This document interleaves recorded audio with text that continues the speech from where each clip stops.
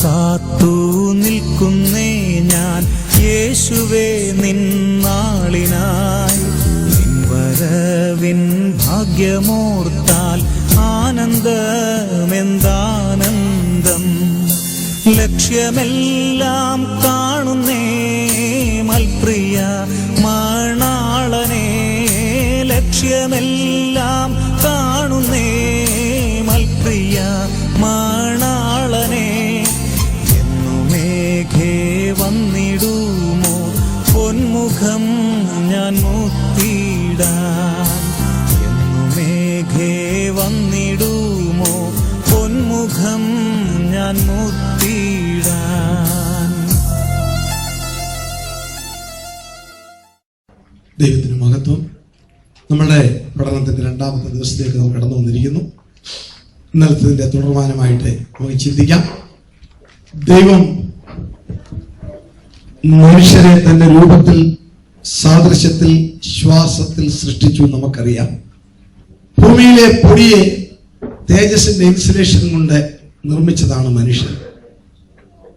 നിലത്തിലെ പൊടി, hydrogen, carbon, nitrogen, oxygen പ്രധാനമായിട്ടത് ഘനീഭവിച്ച 96 മൂലകമുള്ള മണ്ണിൽ നിന്നും ഡസ്റ്റ് എടുത്തപ്പോൾ 20 മൂലകമായി. ആ 20 മൂലകത്തിന്മേൽ പൊടിയിൽ ദൈവത്തിന്റെ ശ്വാസം ഊതിയപ്പോൾ ദൈവം മനുഷ്യനായി. ആ ശ്വാസത്തിന്റെ ശക്തി കൊണ്ട് തേജസ്സിന്റെ ഇൻസുലേഷൻ പുറമേ ലഭിച്ചു. അതുകൊണ്ടാണ് 20 നഗ്നരായിരുന്നു. They were not ashamed. അവർക്ക് ലജ്ജ തോന്നിയില്ല. എന്നാൽ ദൈവത്തിന്റെ സർവജ്ഞാനത്താൽ ദൈവത്തിനെല്ലാം അറിയാമായിരുന്നു ഈ മനുഷ്യവർഗം വർദ്ധിതമാകും, അത് ലോകം മുഴുവൻ നിറയും. ഈ മനുഷ്യൻ ആദ്യത്തെ സൃഷ്ടി തന്നെ തിന്മയാൽ ആക്രമിക്കപ്പെടും. അവരുടെ ഇൻസുലേഷൻ പോകും. അവരുടെ ബോഡി മോർട്ടൽ ബോഡിയായിട്ട് മാറും. ആദത്തിന്റെയും ഹവ്വയുടെയും ശരീരം മോർട്ടൽ ദ്രവത്വമുള്ള ശരീരമായിട്ട് മാറും. അതിൽ നിന്നും സന്തതി പരമ്പരകൾ ഉണ്ടാകും. നമ്മളൊക്കെ ജനിക്കും. ഇൻസുലേഷൻ പോയതിനാൽ താൽക്കാലികമായി സാത്താൻ സന്തോഷിക്കും. എങ്കിലും ദൈവം 2 ആക്ഷനാ തീരുമാനിച്ചത്. 1, അവന്റെ തലയെ തകർക്കുക. 2, ഈ സൃഷ്ടിയെ റീകണ്ടീഷൻ ചെയ്യുക. ആ സൃഷ്ടിയെ റീകണ്ടീഷൻ ചെയ്ത് നഷ്ടപ്പെട്ട തേജസ് മുഴുവൻ തിരിച്ചു തരിക, സ്വർഗത്തിൽ കൊണ്ടുപോവുക. അത് ദൈവത്തിന്റെ സർവജ്ഞാനത്താൽ ഉള്ളതാണ്. അതുകൊണ്ടാണ് എഫേസ്യ ലേഖനം 1-ാം അധ്യായത്തിന്റെ 4-ാം ഭാഗത്തിൽ പറയുന്നുണ്ട്, ലോകസ്ഥാപനത്തിന് മുൻപേ, before the foundation of the universe,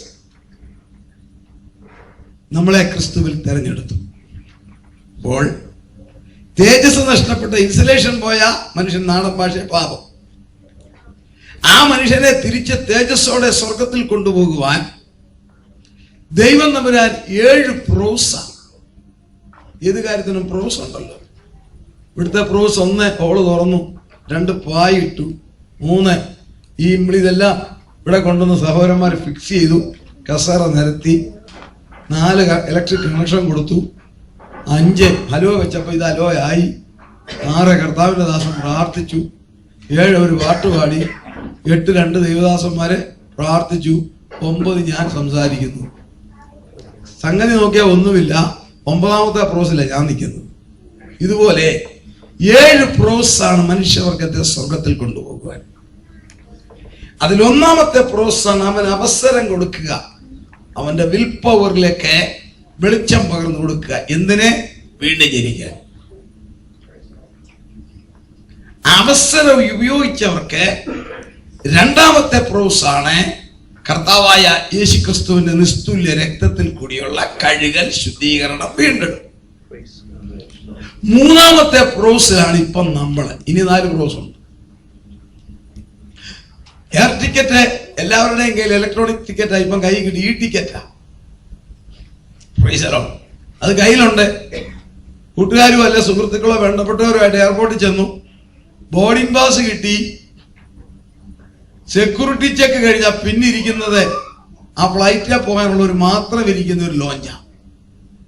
ആ ലോഞ്ച് വേറെ ആരെയും കയറ്റത്തില്ല. അതുപോലെ മേളിലോട്ട് കൊണ്ടുപോകാനുള്ളവരെ, സ്വർഗത്തിൽ കൊണ്ടുപോകാനുള്ളവരെ മാത്രം ഒരു ലോഞ്ചിൽ ഇരുത്തുന്ന പരിപാടി. ആ മൂന്നാമത്തെ പ്രോസ്, ആ ലോഞ്ചിന്റെ പേരാ ദൈവസഭ. 7 പ്രോസിൽ ഒന്നാമത്തെ പ്രോസ് വീണ്ടും ജനനത്തിന് അവസരം കൊടുക്കുക, തരിക. അത് വിൽപ്പവർ സ്വാതന്ത്ര്യം വന്നു എന്നുമല്ല, രക്ഷിക്കപ്പെട്ട് കഴിഞ്ഞിട്ട് സ്വാതന്ത്ര്യമാണ്, വേണേ ഇട്ടു പോവാം. 2 ക്രിസ്തുവിന്റെ രക്തത്തിൽ കൂടി വീണ്ടും ജനിപ്പിക്കുക. 3 സ്വർഗത്തിൽ കൊണ്ടുപോകാൻ ലോഞ്ചിൽ കയറ്റിയിരുത്തുക. ഇപ്പൊ നമ്മൾ ഇരിക്കുന്ന ലോഞ്ചിലാണ്. നമുക്ക് ബോർഡിംഗ് പാസ് എല്ലാവരുടെയും കയ്യിലുണ്ട്. ആ ബോർഡിംഗ് പാസിന്റെ പേരാണ് രക്ഷയുടെ അനുഭവം, എക്സ്പീരിയൻസ് ഓഫ് സാൽവേഷൻ. അപ്പം ഈ ലോഞ്ചിൽ ഇരിക്കുമ്പോൾ, സഭയിൽ ഇരിക്കുമ്പോൾ, ഫ്ലൈറ്റ് എന്ന് പറയുന്ന മറുരൂപത്തിന് തയ്യാറാകുന്നിടം വരെ ഉള്ള 7 ആനുകൂല്യമാണ് നമ്മൾ ചിന്തിക്കുന്നത്. അതിലെ ഇന്നലെ നമ്മൾ എത്ര ചിന്തിച്ചു? നോട്ട് ചെയ്ത് പറയണേ. 1 divine peace, 2 divine protection, 3 divine care. ഇത് 3 നമ്മൾ ഇന്നലെ ചിന്തിച്ചു. 1 ദിവ്യ സമാധാനം, 2 ദിവ്യ സംരക്ഷണം, 3 ദിവ്യ കരുതൽ. അതാ ഞാൻ പറഞ്ഞുകൊണ്ടിരുന്നപ്പോൾ നമ്മുടെ ടൈം 7:30 ഡിവൈൻ കെയർ എന്ന് പറഞ്ഞാൽ അവൻ നിങ്ങൾക്കായി കരുതുന്നതാകയാൽ നിങ്ങളുടെ സകല ചിന്താകുലങ്ങളും അവന്റെ മേലിട്ടുകൊള്ളുക. ഈ കെയർ എന്ന് പറയുന്നത്, കരുതൽ എന്ന് പറയുന്നത് മനുഷ്യന്റെ ക്യാരക്ടറാണ്, മനുഷ്യന്റെ ബുദ്ധിയാണ്, മനുഷ്യന്റെ സ്വഭാവമാണ്, മനുഷ്യന്റെ. എന്നാൽ ദിവ്യ കരുതൽ അതല്ല, അതിൽ നിന്നും വ്യത്യസ്തമാണ്. മനുഷ്യർ കരുതുന്നതിന് ബോർഡറുണ്ട്. നമ്മൾ ഒരാളെ സഹായിക്കുന്നതിന് ബോർഡറുണ്ട്. അങ്ങോട്ടും ഇങ്ങോട്ടും ശുശ്രൂഷിക്കുന്നതിനൊക്കെ പരിധിയുണ്ട്. അത് പാപമല്ല, തെറ്റല്ല, ഹ്യൂമൻ നേച്ചറാ. ഒരു പരിധി കഴിഞ്ഞാൽ നമ്മളും മടുക്കും, അല്ലേ? ചിന്തിച്ചു നോക്കിക്കേ. ഭാര്യ സുഖമില്ലാതിരിക്കുന്നു, ഭർത്താവ് അവധി എടുത്ത് ശുശ്രൂഷിക്കും. ഭർത്താവിന് സുഖമില്ലാതിരിക്കുന്നു, ഭാര്യ അവധി എടുത്ത് ശുശ്രൂഷിക്കും. അതൊക്കെ കറക്റ്റാ. പക്ഷെ കുറച്ച് നാളായാൽ സംഗതി കുഴയും, സ്വാഭാവികം. പിന്നെ അതൊരു വല്ലായ്മയായി വരും. അതുപോലെ തന്നെ സൗന്ദര്യം പോകുമ്പോൾ ലോകം ഉപേക്ഷിക്കും. ഒരു പല്ല് പോയാൽ 0.5 പോയെന്നാ പറയുന്നത്. അപ്പൊ സൗന്ദര്യം പോകുമ്പോൾ ലോകം ഉപേക്ഷിക്കും, വാർദ്ധക്യം വരുമ്പോൾ ലോകം ഉപേക്ഷിക്കും, സ്ഥാനമാനങ്ങൾ പോകുമ്പോൾ ലോകം ഉപേക്ഷിക്കും. അങ്ങനെ നമ്മളുടെ കയ്യിലുള്ളതെല്ലാം നഷ്ടപ്പെടുമ്പോൾ ലോകം നമ്മളെ പതുക്കെ ഉപേക്ഷിക്കും. അതൊരു നേച്ചർ ഓഫ് ദ വേൾഡ്. എന്നാൽ വാർദ്ധക്യത്തിലും ബലക്ഷയിക്കുമ്പോഴും ഉപേക്ഷിക്കാത്ത കർത്താവ്. ആരെല്ലാം തഴഞ്ഞാലും, ധനം പോയാലും, ജോലി പോയാലും, സൗന്ദര്യം പോയാലും, വീട് നഷ്ടപ്പെട്ടാലും, എന്തെല്ലാം നഷ്ടപ്പെട്ടാലും, മാരക രോഗം വന്നാലും ഉപേക്ഷിക്കാത്തവനാണ് കർത്താവേ. അതാണ് ദിവ്യ കരുതൽ. അതനുഭവിക്കുന്നത് ദൈവത്തിന്റെ ഒരു ഭാഗ്യമാണ്. ആരെല്ലാം നമ്മളെ തള്ളിക്കളഞ്ഞാലും നമ്മളെ തള്ളിക്കളയാത്തവനാണ് നമ്മുടെ കർത്താവ്. ലോകപ്രകാരമുള്ള സകല ബന്ധനങ്ങൾക്കും ലിമിറ്റേഷൻ ഉണ്ട്. അതൊരുപക്ഷെ കുറ്റമല്ല, നേച്ചറാണ്, സർക്കംസ്റ്റൻസ് ആണ്, എല്ലാം. നാട്ടിലുള്ള നിങ്ങളിപ്പോ ഇവിടെ താമസിക്കുന്നു, പഴയ കാലത്തൊക്കെ നോക്കി സിസ്റ്റം എല്ലാം മാറി. പഴയ കാലത്തെ പ്രായമുള്ള അപ്പച്ചനും അമ്മച്ചിയും ഒക്കെ മരിക്കുന്നത് എങ്ങനെയാണെന്നറിയാവോ? മരിക്കുന്ന സിസ്റ്റമല്ല, ഏതാ ആ മോടെ. ഒന്നുകിൽ അപ്പച്ചൻ അമ്മച്ചിയുടെ മടി തലവെക്കും, മരിക്കും. അല്ലെ അമ്മച്ചി അപ്പച്ചന്റെ മടി തലവെച്ച് മരിക്കും. അല്ലെ മക്കളുടെ തലയെ മടി തലവെച്ച് മരിക്കും. അവർ കണ്ണടച്ചു. ഇന്ന് അതൊക്കെ അങ്ങ് പോയി. Price the Lord. ഇന്ന് മിക്കവാറും എല്ലാം വെന്റിലേറ്ററിൽ കിടന്നു പോകത്തേ ഉള്ളൂ.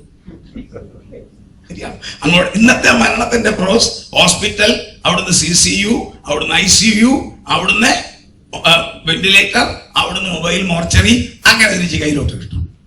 അത് കുറ്റമല്ല, കാലത്തിന്റെ കുത്തൊഴുക്കിൽ പറ്റിയതാണ്. കരുതൽ എന്ന് പറയുന്നതിന് ഒരു പരിധിയുണ്ട്. നമുക്ക് നമ്മുടെ സാഹചര്യങ്ങളൊക്കെ അറിയാം. പ്രായമുള്ള അപ്പച്ചനും അമ്മച്ചിയൊക്കെ ഉണ്ടെങ്കിൽ മക്കൾക്ക് വിദേശത്തെ ജോലിയെങ്കിൽ നോക്കാനൊക്കത്തില്ല. അത് നമുക്കറിയാനുള്ള ചെയ്ത സിസ്റ്റം ഒക്കെ പിന്നെ പത്രത്തിൽ പരസ്യം കൊടുക്കണം, നോക്കാൻ ആള് വരാൻ. കാലത്തിന്റെ ഒരു കുത്തൊഴുക്കൽ, സംസ്കാരത്തിന്റെ ഒഴുക്കിൽ പറ്റിയ വ്യത്യാസങ്ങൾ. എന്നാൽ എന്തെല്ലാം സംഭവിച്ചാലും കർത്താവ് മാറത്തില്ല. ദിവ്യ കരുതൽ. നാലാമത്തെ കാര്യം അതാ. 1 divine peace, 2 divine care, divine protection, 3 care. സ്തോത്രം. കണ്ടോ? 4 ഡിവൈൻ ഗൈഡൻസ്. ആത്മാവ് നമ്മളെ നടത്തും. റോമർ 8:14. അത് ദൈവമക്കൾക്ക് മാത്രമുള്ള ഒരു പ്രൊവിഷനാ. സഭയാകുന്ന ലോഞ്ചിൽ ഇരിക്കുന്നവർക്ക്. 8:14. ഞാൻ എന്റെ പ്രഭാഷണത്തിൽ കൂടെ ഒരു കാര്യം പറഞ്ഞു, നിങ്ങൾ ശ്രദ്ധിക്കണം. സഭ ഒരു ഡിനോമിനേഷനായിട്ട് കരുതരുതേ. ക്രിസ്തുവിന്റെ ശരീരമാണ്. ക്രിസ്തുവിന്റെ ശരീരമാ. കൺവെൻഷന് ഞാൻ പറഞ്ഞ ഓർമ്മയുണ്ടല്ലോ, എഫേസ്യർ 1:22. Body of Christ. അതാണ് സഭ. അതുകൊണ്ട് സഭയെ നടത്തുന്നത് ദൈവാത്മാവാണ്. ദൈവാത്മാവ് നടത്തപ്പെടുന്ന ഏവരും ദൈവ മക്കൾ. ആരാധനയ്ക്ക് വരാൻ തന്നെയല്ല നടത്തപ്പെടുന്നത്. നമ്മുടെ ജീവിതത്തിന്റെ A to Z എവരിതിങ് സ്വർഗം നമ്മളെ നടത്തും. അപ്പോഴും നമ്മുടെ വിൽപ്പൗര സ്വാതന്ത്ര്യമാണ്. സ്വീകരിക്കാനും നിരാകരിക്കാനും നമുക്ക് സ്വാതന്ത്ര്യമുണ്ട്. നിരാകരിച്ചാൽ ചെറിയ സെപ്റ്റിപ്പും കൊണ്ട് കുത്തുന്ന പോലെ അല്ല, കുത്തും കിട്ടും. ദൈവാത്മാവ് നടത്തും. നിങ്ങളുടെയും എൻ്റെ ജീവിതത്തിൽ പല നന്മകൾ കിട്ടാതെ പോകുന്ന എന്നാണെന്നറിയാമോ? ദൈവാത്മാവ് നടത്തപ്പെടുന്നത്. നമ്മളോർക്ക് എനിക്കത് കിട്ടിയില്ലല്ലോ, എനിക്ക് ആ സ്ഥാനം കിട്ടിയില്ലല്ലോ, എനിക്ക് അവിടെ പോകാൻ സാധിച്ചില്ല. നോ, ആത്മാവ് നടത്താം. പിന്നീട് അറിയാം, നമുക്ക് തോന്നും എനിക്ക് ആ ഫ്ലൈറ്റ് കിട്ടിയില്ലല്ലോ, ആ റീസൺ ഉണ്ട്. ന്യൂഡൽഹി പത്തനംതിട്ടക്കാരത്തിന്റെ സഹോദരി നേഴ്സ്, ജേക്കബ് ഫാമിലി എന്ന് വന്നവൾ ന്യൂഡൽഹിയിൽ നേഴ്സായിട്ട് ജോലി ചെയ്യുന്നു. ഇതുപോലെ ദൈവദാസന്മാരുടെ ഇടപെടലിൽ രക്ഷിക്കപ്പെട്ടു, സ്നാനപ്പെട്ടു, അവിടുത്തെ ദൈവസഭയിൽ അംഗമായി. അവളെ വളരെ സന്തോഷത്തോടെ അപ്പൻ എഴുതി. അപ്പൻ ആരെ? കുടിയന. ഒരു സദ്വർത്തമാൻ അച്ചായനെ അറിയിക്കാനുണ്ട്, ഞാൻ രക്ഷിക്കപ്പെട്ടു, സ്നാനപ്പെട്ടു. ഈ അപ്പം കൊടുത്ത മറുപടി കേൾക്കണോ? ഇവളൊരു ഗുഡ് ന്യൂസ് പ്രതീക്ഷിച്ചിരിക്കുക. അപ്പം കൊടുത്ത മറുപടി, നിന്റെ എഴുത്തെനിക്ക് കിട്ടി. ആ എഴുത്ത് കിട്ടിയ അന്ന് മുതൽ ഇങ്ങനെ ഒരു അന്നാമ എന്ന് പറഞ്ഞൊരു മകൾ എനിക്കില്ല. എന്താ? എനിക്ക് അങ്ങനെ ഒരു മകളില്ല. നീ ഇങ്ങോട്ട് കാശ് വായിക്കണ്ട, നീ ഇങ്ങോട്ട് വരികയും വേണ്ട, നീ ഇങ്ങോട്ട് എഴുത്ത് വായിക്കണ്ട. നമ്മുടെ പിതാക്കന്മാരുടെ പാരമ്പര്യം വിട്ട് നീ തല തെറിച്ചു പോയി. അവിടെ ആരാണ് നശിച്ചോന്റെ ഒക്കെ കൂടെ കൂടിയതാ. അതുകൊണ്ട് നീ ഇങ്ങോട്ട് എഴുത്ത് വായിക്കണ്ട. ആ കുട്ടി ദേവദാസനോട് പറഞ്ഞു, സഭയോട് പറഞ്ഞു, നിങ്ങളെപ്പോലെ തന്നെ ആരാധിക്കുന്ന ദൈവമക്കളാ. അവർ വളരെ ദുഃഖിച്ചു, പ്രാർത്ഥിച്ചു. ഈ കൊച്ചിന് വേണ്ടി എല്ലാ ടേക്ക് കെയർ ഒരു പിതാവിനെ പോലെ പാസ്റ്റർ എടുത്തു. അങ്ങനെ കുറച്ചാൾ മുന്നോട്ട് പോയപ്പോൾ സൗദി അറേബ്യയിൽ ഓപ്പർച്യൂണിറ്റി വന്നു. ആ സഭയിലുള്ളൊരു ദൈവദാസൻ ഇവിടെ വർക്ക് ചെയ്യുന്നയാൾ ആ ഓഫീസിൽ ഡൽഹി. അദ്ദേഹം പറഞ്ഞു, മോളെ ഒരു ചാൻസ് വരുന്നുണ്ട് സൗദിയിൽ മിനിസ്ട്രിയിൽ നേഴ്സായിട്ട്. അവര് തന്നെ സഭയും ദൈവദാസനും ഒരു മകളെ ടേക്ക് കെയർ ചെയ്യുന്ന പോലെ പൈസ എല്ലാം സംഘടിപ്പിച്ച് ഇന്റർവ്യൂ എല്ലാം പാസ്സായി. കുറച്ച് പൈസ വേണമായിരുന്നു, അതെല്ലാം ആ പാസ്റ്റർ അറേഞ്ച് ചെയ്ത് കൊടുത്തു. Everything was ready. ഇവിടെ യാത്ര ചെയ്യാൻ ആരുമില്ല, നാട്ടിലോട്ട് അറിയിക്കേണ്ടെന്നാ പറഞ്ഞു. എന്നിട്ട് അവൾ എഴുത്തയച്ചു. അതൊന്നും അവർ കെയറാക്കിയില്ല. അവർക്ക് അത്ര പിടുത്തമാണ്. ഒടുവിലെ ആ ഡേയിലെ നമ്മുടെ ദേവദാസനും പാസ്റ്ററും അദ്ദേഹത്തിന്റെ ഭാര്യയും ഈ കുട്ടിയെ കൊണ്ട് അവളുടെ ലഗേജും എല്ലാമായി രാത്രി 11:30 എയർപോർട്ടിൽ ചെന്നു. അവളെ എല്ലാം റെഡിയാക്കി ബോർഡിംഗ് പാസും മേടിച്ചു കൊടുത്തു. കെട്ടിപ്പിടിച്ച് ദേവദാസന്റെ ഭാര്യ ചുംബിച്ചു. ഇവളൊന്നും നോക്കാതെ എയർപോർട്ടിൽ ദേവദാസന്റെ കാലേ വീണു. സ്ഥലം കൊണ്ട് അവളെ കയറ്റി വിട്ടു. ഒരു വലിയ തൃപ്തിയോടെ ദേവദാസനും ഭാര്യയെ തിരിച്ചു വന്നു. അവര് വന്ന് അവരുടെ റൂം തുറന്നപ്പം അകത്ത് ബെല്ലടിക്കുന്നു. മൊബൈലുള്ള കാലമല്ല. ഓടിച്ചെന്ന് എടുത്തപ്പം അപ്പുറത്തെ കരച്ചില. ഈ പൊങ്കച്ച ഇത്രയെല്ലാം മേടിച്ചു കൊടുത്തതാ, എന്നിട്ടും അവിടെ ലഗേജ് വരെ കയറ്റി വിട്ടതാ. എന്നിട്ടും ഉണ്ടല്ലോ എന്തോ ഇമിഗ്രേഷന്റെ ക്ലിയറൻസിന്റെ സംശയം. ഇവളെ ഇറക്കി വിട്ടു.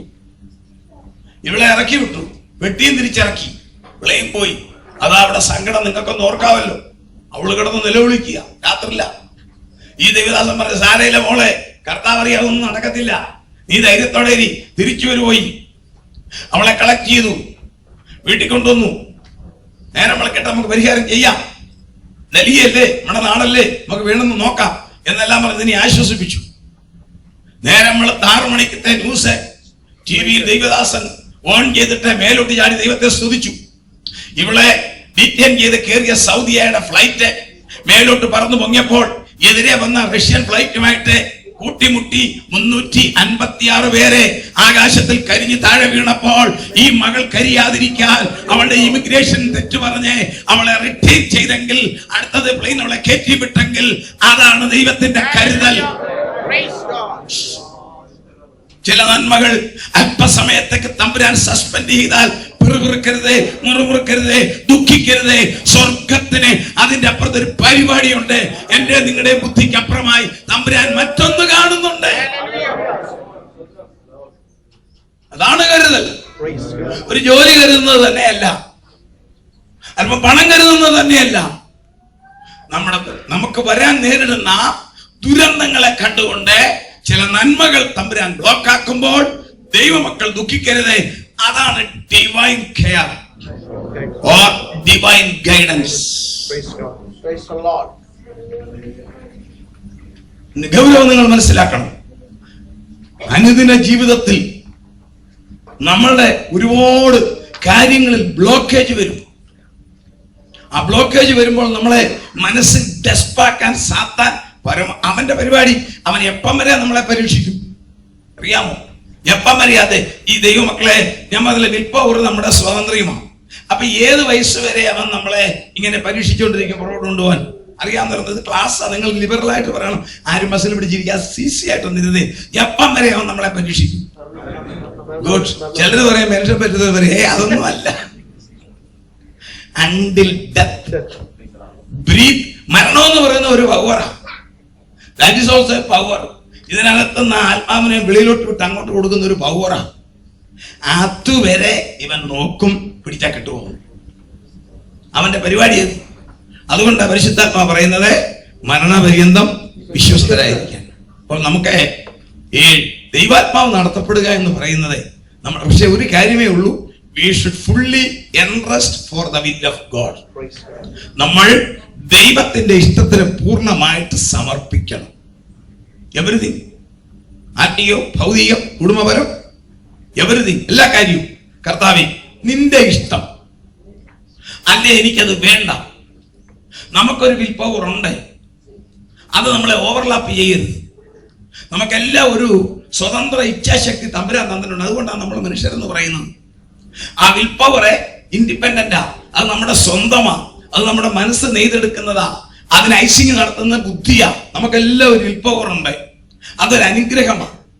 അത് നമ്മുടെ ചിന്താമണ്ഡലത്തിൽ ഉണ്ടാകുന്ന ഒരു പൂവാ, ഒരു പുഷ്പമാ നമ്മുടെ വിൽ പവർ, നമ്മുടെ ആശകൾ, ആഗ്രഹങ്ങൾ. എന്നാൽ ആത്മീയരായി നാം മാറിക്കഴിയുമ്പോൾ നമ്മൾ ആരാണെന്നറിയാമോ? പുതിയ സൃഷ്ടിയാ. അപ്പോൾ നമ്മുടെ സകല കാര്യങ്ങളും ദൈവത്താൽ നടത്തപ്പെടണം. അതാണ് 5ാമത്തെ കാര്യം. 6 എത്ര കാര്യം? 4ാമത്തെ കാര്യം. 5 4 എഴുതിയിരിക്കുന്നത് divine peace, divine protection, divine care. 5 മക്കൾ പിതാക്കന്മാർക്ക് പകരമിരിക്കും. 45 സങ്കീർത്തനം 16 വാക്യം. ഈ കുഞ്ഞുങ്ങൾ ഒരെണ്ണം തകർന്നു പോകത്തില്ല. ആ ദൈവം തമ്പുരാന്റെ ഒരു വാഗ്ദത്തമാ. മാതാപിതാക്കൾ മുട്ടുമടക്കി ആത്മാവിൽ ആരാധിക്കുകയാണെങ്കിൽ, മാതാപിതാക്കൾ കർത്താവിന്റെ മുമ്പിൽ ആത്മാവിലും സത്യത്തിലും ആരാധിച്ചാൽ നമ്മുടെ തലമുറകൾ ഒരിക്കലും തകരത്തില്ല. അതുകൊണ്ടാണ് സങ്കീർത്തനക്കാരൻ പറയുന്നത്, നീതിമാൻ തുണയില്ലാതിരിക്കുന്നതും അവന്റെ സന്തതി ആഹാരം ഇരക്കുന്നത് ഞാൻ കണ്ടിട്ടില്ല. പുറയിലിരിക്കുന്ന സഹോദരന്മാരെ, നിങ്ങൾ നിരവധി പേർ അനുഗ്രഹിക്കപ്പെടുന്നതിന്റെ കാരണം നിങ്ങളുടെ പിതാക്കന്മാർ ഒഴുക്കിയ കണ്ണുനീരും നിങ്ങളുടെ പിതാക്കന്മാരിരുന്ന മുട്ടിന്റെയും വിലയാ. നമ്മുടെ കുഞ്ഞുങ്ങൾ, ഈ തലമുറകൾ, വരാൻ പോകുന്ന ലോകം, ഞാൻ ഇന്നലെ കൺവെൻഷൻ പറഞ്ഞു, അറിയാമല്ലോ നിങ്ങൾക്ക്, ആ വല്ലാത്ത നിയമം മാറ്റുന്ന ലോകം മ്ലേച്ഛത. ആ ലോകത്തിൽ ഈ നിഷ്കളങ്കരായ ഈ കുഞ്ഞുങ്ങൾ തകരാതിരിക്കാൻ മക്കൾ പിതാക്കന്മാർക്ക് പകരമിരിക്കും. അതാണ് ദൈവമക്കളുടെ കുഞ്ഞുങ്ങളും ലോകമക്കളുടെ കുഞ്ഞുങ്ങളും തമ്മിലുള്ള വ്യത്യാസം. ഇന്നത്തെ ലോകത്തിലെ ഏറ്റവും വലിയ പ്രോബ്ലം ആറ്റം പ്രോബ്ലം തന്നെയല്ല. ലോകത്തിലെ ഏറ്റവും വലിയൊരു വിഷയം എന്നാണെന്നറിയാമോ? മാതാപിതാക്കളും കുഞ്ഞുങ്ങളും തമ്മിലുള്ള ബന്ധം. അനുസരണം കെട്ട തലമുറ, അനുസരണക്കേടിന്റെ മക്കളിൽ വ്യാപരിക്കുന്ന ശക്തി, മാതാപിതാക്കൾക്ക് കുഞ്ഞുങ്ങളെ ഭയമുള്ള ഒരു കാലം. അതാ കാലം ലോകത്തിൽ. പഴയ കാലത്തൊക്കെ വീടിന്റെ പോർട്ടിക്കോയിൽ അപ്പൻ ഇരിക്കുന്നു, മോൻ വെളിയിൽ പോയിട്ട് വരിക, അവൻ പറയാണ്ട് പപ്പ ഇരിക്കുന്നു, അവൻ വഴി മാറിപ്പോകും. പപ്പ അവിടെ അവന് ഫേസ് ചെയ്യാനൊരു പേടിയാണ്. ഇപ്പോഴങ്ങനല്ല. അവൻ വെളിയിൽ നിന്ന് വരുമ്പോ അപ്പം പത്രം വായിച്ചോണ്ടിരിക്കുകയാണെ അവൻ പറയും, ആ ചെറുക്കൻ വരുന്നു, ഞാൻ പോവുക, പുള്ളി കാലം കയറി തലമുടും.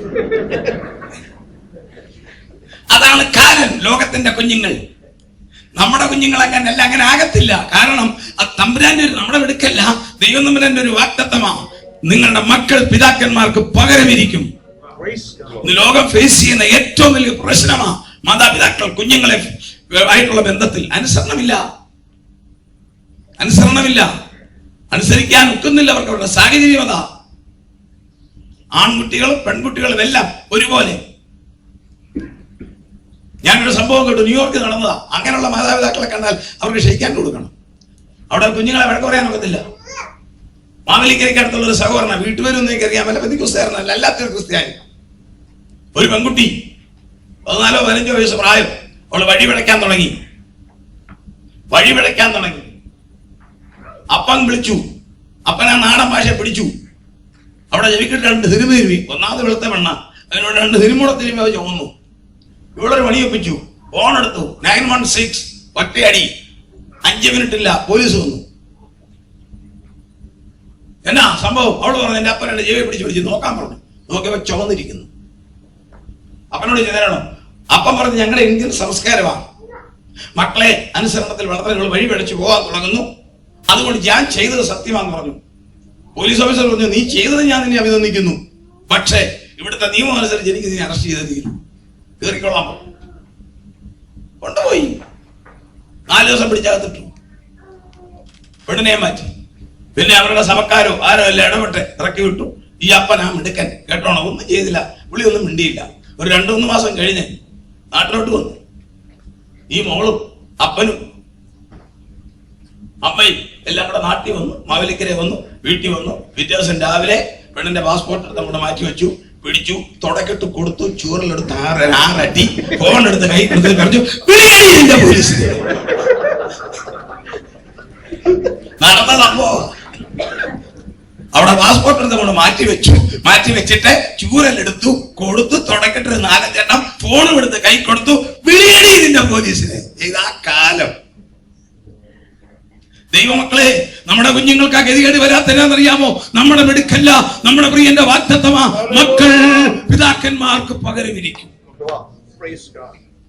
6ാമത്തെ നമ്മുടെ പ്രൊവിഷൻ, നന്മയും കരുണയും. 21-ാം സങ്കീർത്തനത്തിന്റെ 6ാം വാക്യമാണ്.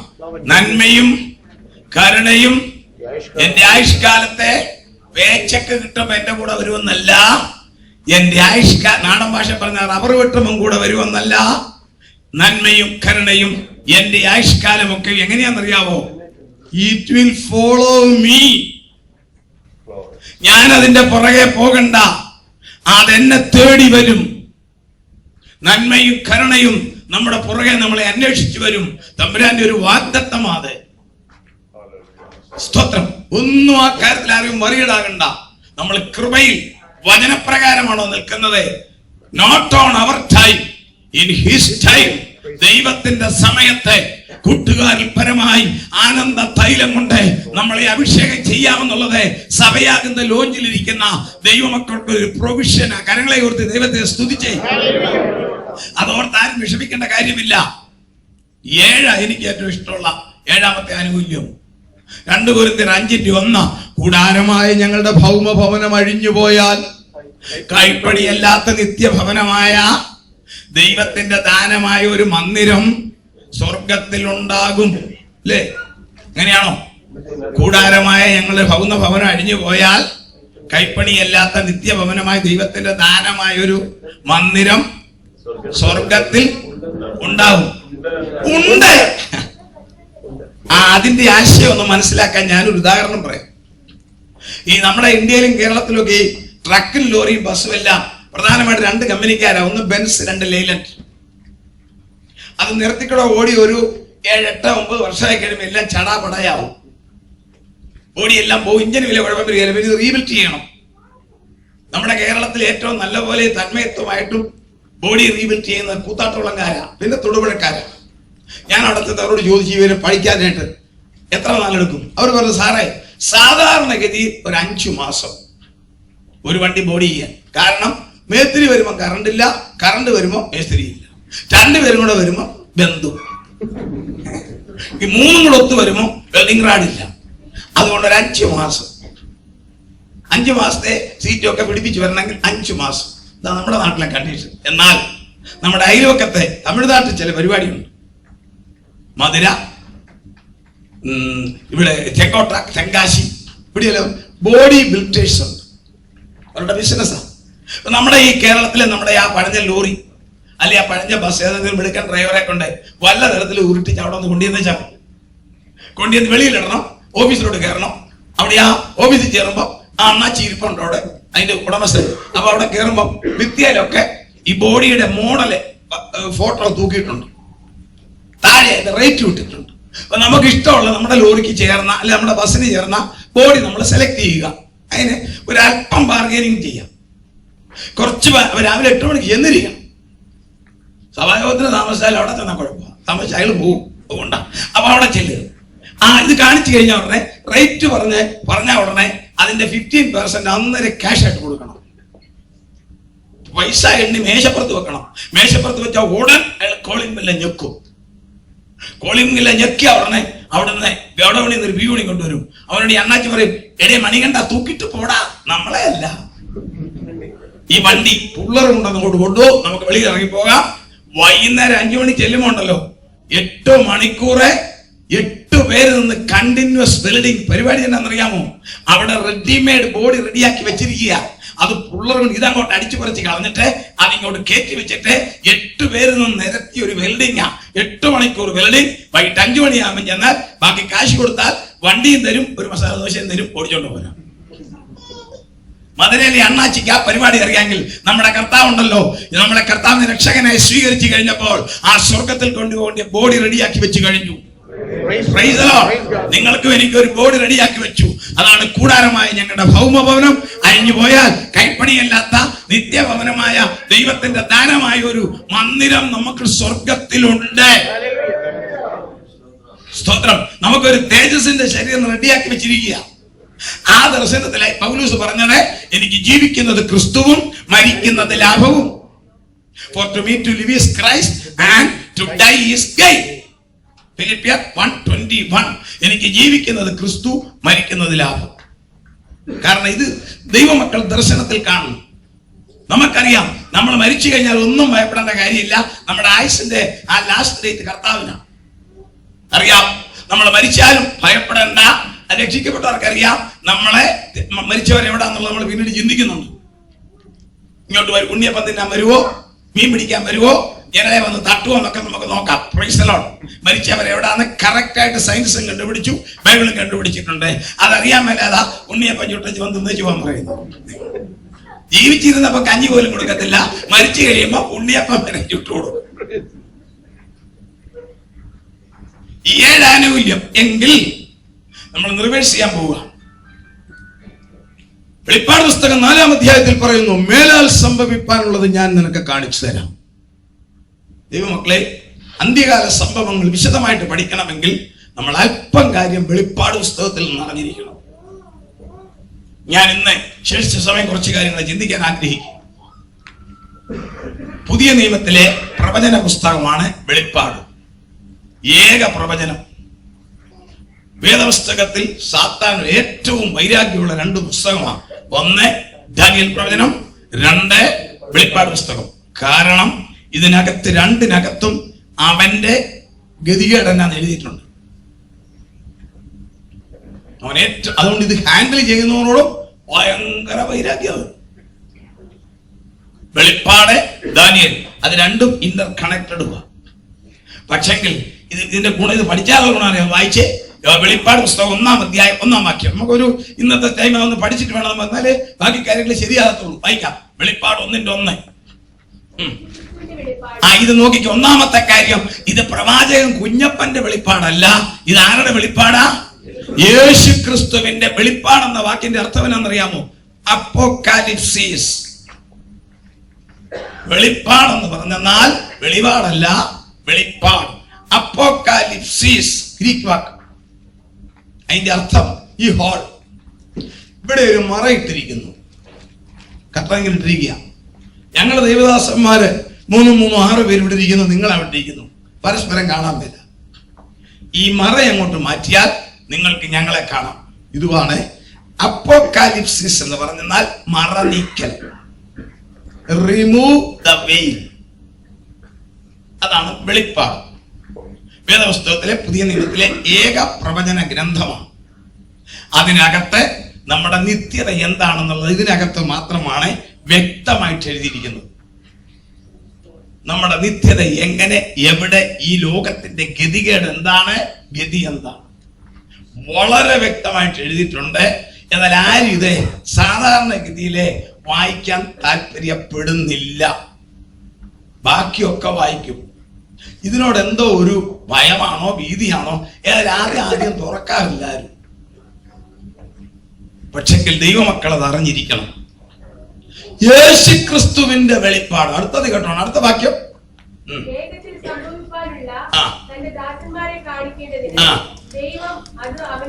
രണ്ട് കാര്യം. യേശു ക്രിസ്തുവിന്റെ വെളിപ്പാട്, പക്ഷെ യേശു ക്രിസ്തുവിൻ്റെതല്ല. ജീസസ് ക്രൈസ്റ്റ് ഗോഡ് ഫ്രം പിതാവ്, പിതാവിൽ നിന്ന് വേഗത്തിൽ വെളിപ്പെടുക പിതാവ് കൊടുത്തതാ. അടുത്ത് കേട്ടോണം, ഇതെല്ലാവർക്കും ഉള്ളതല്ല, തന്റെ ദാസന്മാരെ കാണിക്കേണ്ടതിന്. ഇത് ദൈവമക്കൾക്ക് മാത്രമുള്ള ഒരു പ്രൈവറ്റ് പുസ്തകമാണ് വെളിപ്പാട്. അതുകൊണ്ട് അല്ലാത്തവർ ഇത് വായിച്ചിട്ട് അതും ഇതൊക്കെ വിളിച്ചു പറയുന്നു. വേഗത്തിൽ സംഭവിക്കാനുള്ളത് തന്റെ ദാസന്മാരെ കാണിക്കേണ്ടതിന് അവനത് വായിച്ചട്ടെ. ഒന്നുകൂടെ വായിച്ചേ.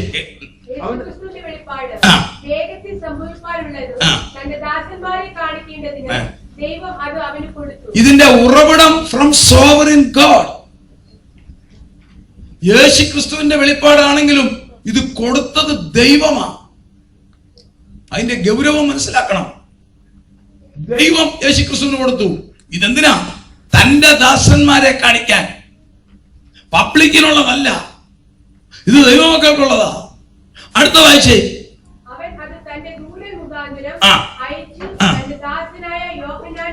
ആ ചെയിൻ വരുന്ന കണ്ടോ?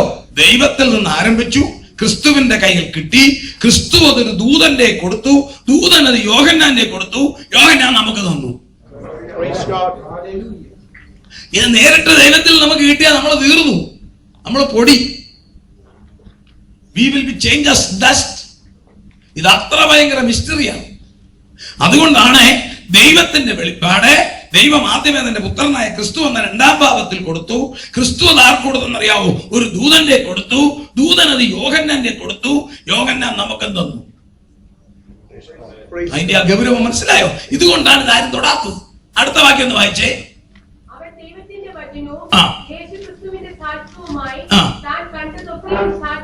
അടുത്തത് അതാ ദൈവമക്കളെ നമ്മുടെ ഭാഗ്യം.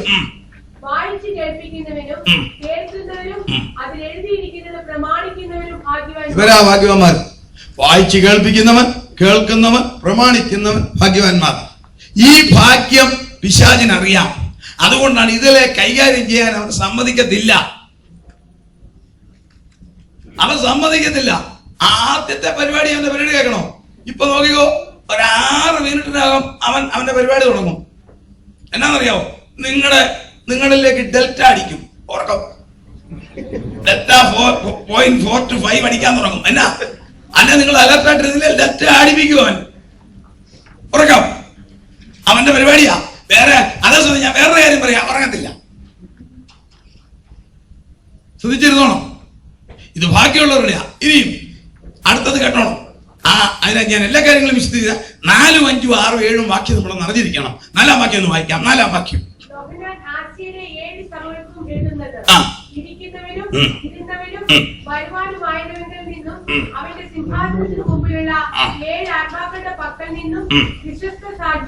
കർത്താവിന്റെ 3 യുണീക് ക്വാളിറ്റീസ് കേട്ടോണം. അതാണ് നമ്മുടെ കർത്താവിന്റെ ബലം. വിശ്വസ്ത സാക്ഷി. 3 പവറാ, unique powers of Jesus Christ. ഒന്ന് ഫെയ്ത്ത്ഫുൾ വിറ്റ്നസ്, വിശ്വസ്ത സാക്ഷി. അടുത്ത പവർ കേട്ടോണം. ആദ്യജാതൻ, മരിച്ചവരിൽ ഏകജാതനല്ല, first born from the dead, മരിച്ചവരിൽ ആദ്യജാതൻ. അടുത്തത് എല്ലാ രാജാക്കന്മാർക്കും അധിപതി. അതാ നമ്മൾ പറഞ്ഞ കിങ് ഓഫ് കിങ്സ്, രാജാക്കന്മാരുടെ രാജാവേ. വിശ്വസ്ത സാക്ഷി, തന്റെ ഡിവൈൻ ക്യാരക്ടർ. 2 തന്റെ ഡിവൈൻ പവർ. മരിച്ചവരിൽ നിന്നും ആരാ? ആദ്യജാതൻ, ആദ്യഫലം ക്രിസ്തു. 3 ലോകത്തിൽ ഏതധികാരി ആര് വന്നാലും അതിന്റെ എല്ലാം മേളിൽ നിൽക്കും നമ്മുടെ ദൈവത്തിന്റെ അധികാരം, ക്രിസ്തുവിന്റെ അധികാരം.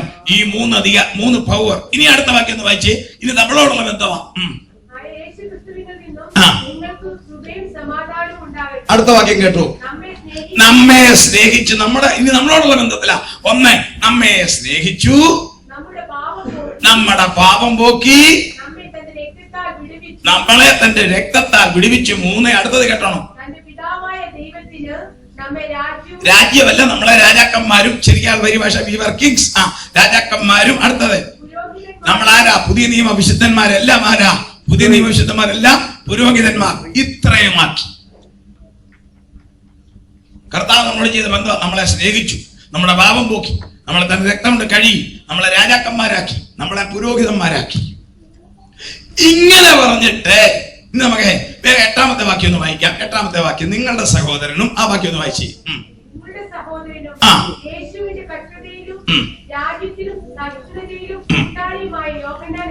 ആ യോഹന്നാന്റെ സ്വഭാവമാണ് നമുക്ക് വേണ്ടിയത്. 1 നിങ്ങളുടെ സഹോദരൻ, ഹംബിൾനെസ്. ദൈവമക്കളെ, നമുക്ക് വേണ്ടിയ ക്യാരക്ടറാണ്. ഉറക്കം വരുന്നവർ മാത്രം കരങ്ങളെ കുറിച്ച് ദൈവത്തെ സ്തുതിച്ച്.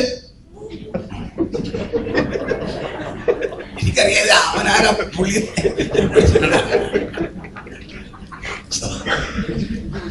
നിങ്ങളുടെ സഹോദരൻ നോക്കിക്കേ, ഹംബിൾനെസ്. അടുത്തത് നമുക്കും കർത്താവിന്റെ കഷ്ടതയിൽ ഷെയറുണ്ട്, പങ്കുണ്ട്. അടുത്തത് രാജ്യത്തിലും പങ്കുണ്ട്, ക്ഷമയിലും പങ്കുണ്ട്. ഇതാണ് നമ്മുടെ യോഗ്യത. താഴ്മ, കഷ്ടതയിൽ പങ്ക്, അവന്റെ രാജ്യത്തിൽ പങ്ക്, അവന്റെ ക്ഷമയിൽ പങ്ക്. ഒരു പുതിയ നിയമ വിശ്വാസിക്ക് പച്ച മലയാളത്തിൽ പെന്തിക്കോസ്തുകാരന് ഉണ്ടായിരിക്കേണ്ട 4 യോഗ്യത യോഹന്നാൻ ഉള്ളതുപോലുള്ള 4 യോഗ്യത. 1 ഇദ്ദേഹം അപ്പോസ്തലനാ, കർത്താവിന്റെ പ്രിയ ശിഷ്യനാ. എന്നിട്ട് പറയുക, ഐ ആം യുവർ ബ്രദർ, നിങ്ങളുടെ സഹോദരൻ. അനുഗ്രഹങ്ങളും ഭാവുകങ്ങളും സ്ഥാനമാനങ്ങളും എല്ലാം കർത്താവ് തന്നാലും ആത്മീയത്തിൽ നമ്മൾ എന്ത് ചെയ്യണം? നമ്മളെ താഴ്ത്തണം. നിന്റെ സഹോദരൻ, നിന്റെ സഹോദരൻ. 2 യേശുവിന്റെ കഷ്ടതയിൽ കൂട്ടാളി. യേശുവിന്റെ കഷ്ടതയിൽ നമ്മൾ കൂട്ടാളികളാം. 3 അവന്റെ രാജ്യത്തിൽ കൂട്ടാളിയാ. Praise the Lord. സഹിഷ്ണുതയിൽ കൂട്ടാളിയാ. ക്ഷമ. ഈ 4 യോഗ്യതയുള്ള യോഹന്നാൻ പറയുക. അടുത്ത വാക്യം വായിക്കാം. വേഗം വായിച്ചേ.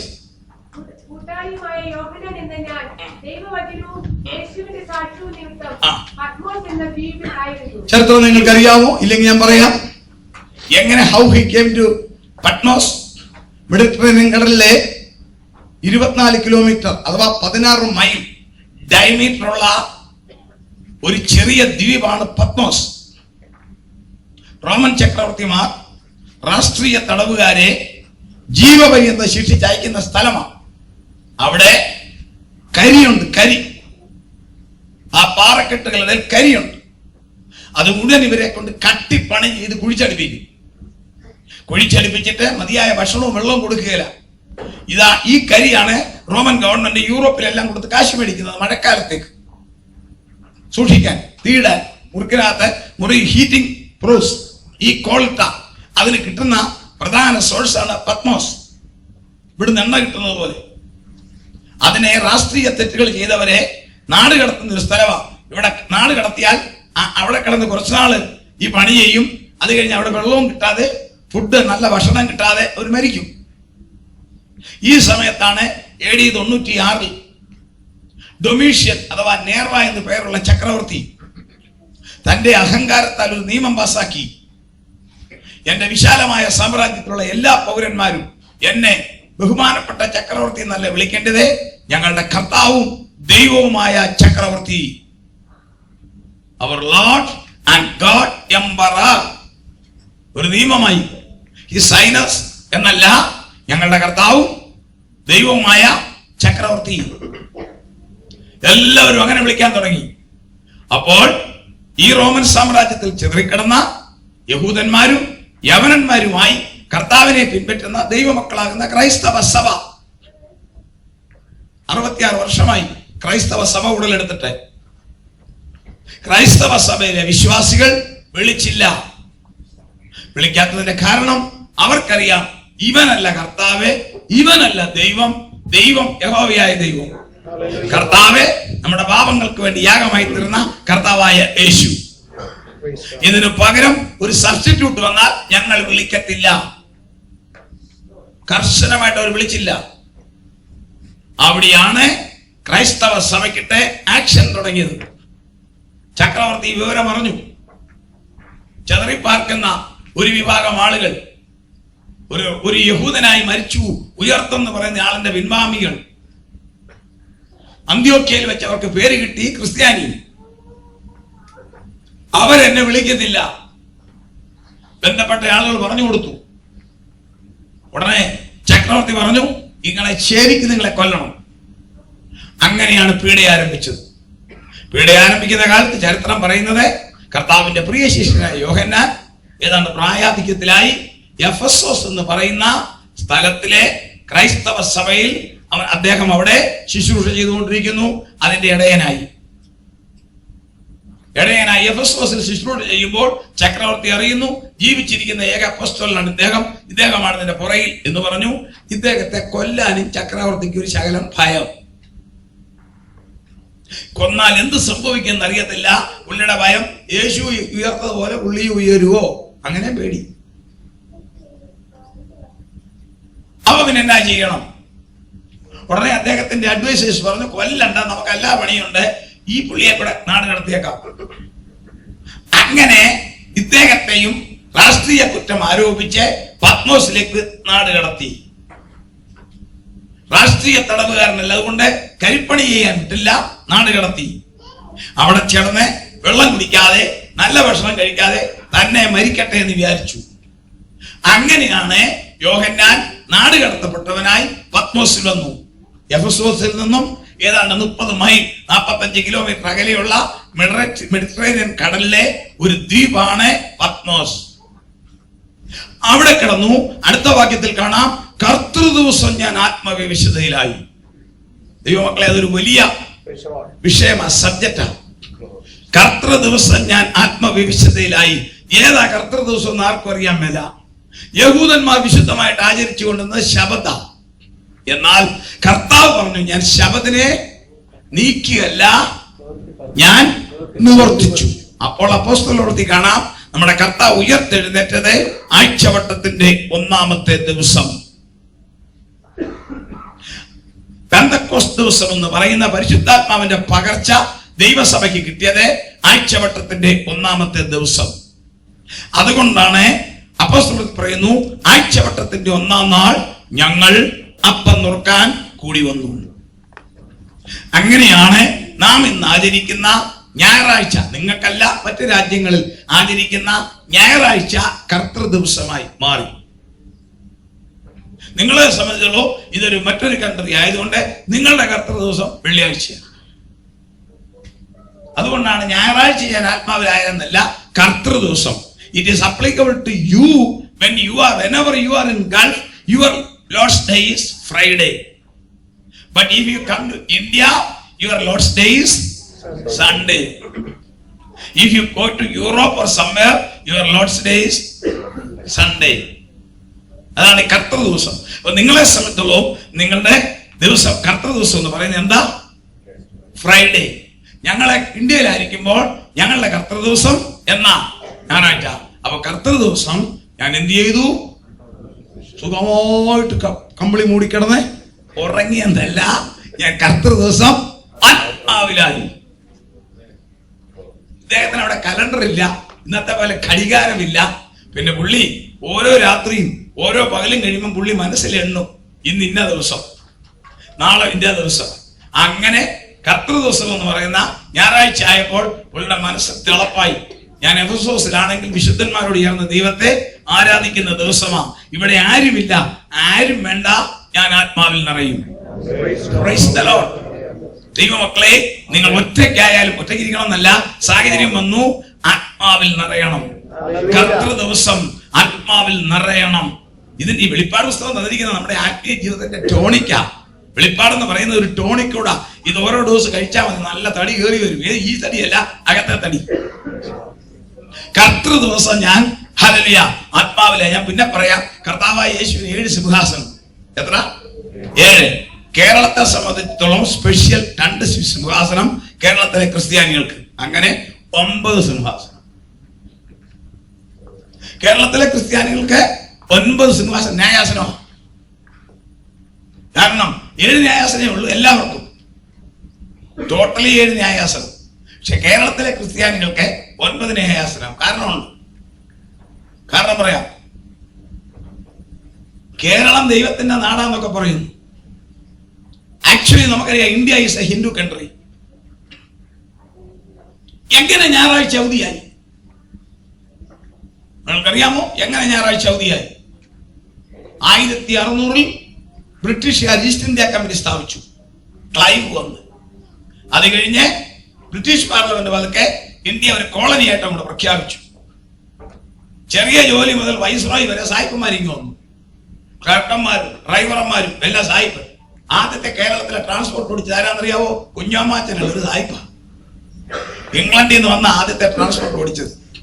ഡ്രൈവറെ വരെ അവിടുന്ന് കൊണ്ടുവന്നത്.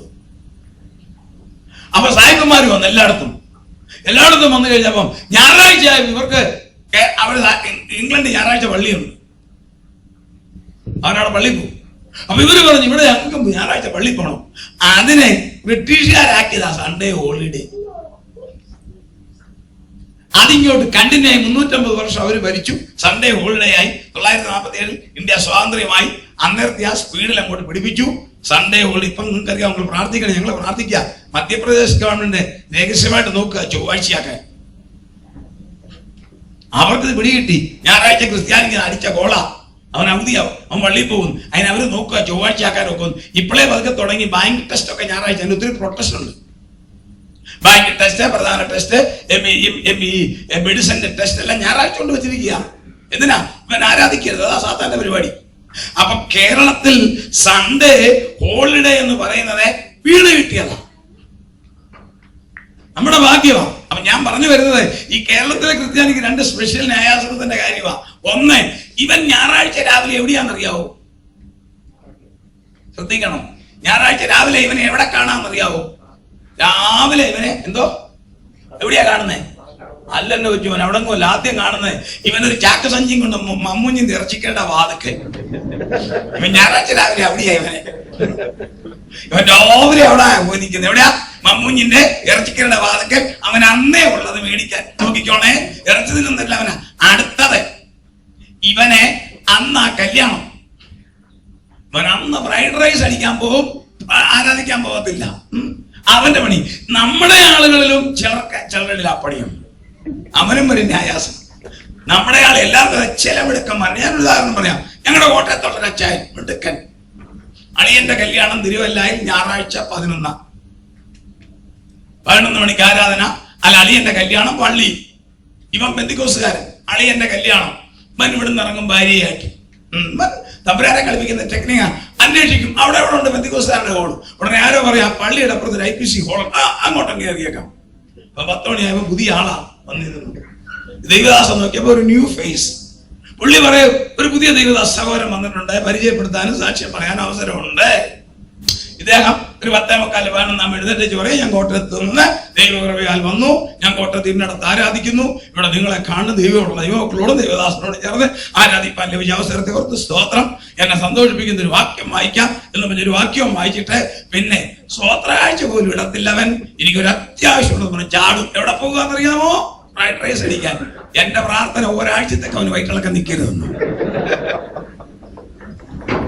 ഞായറാഴ്ച ദൈവകൃപയാൽ ദൈവമക്കളെ കർത്തൃ ദിവസം നമുക്ക് തന്നിരിക്കുന്നത് ആരാധിക്കാനുള്ളതാ.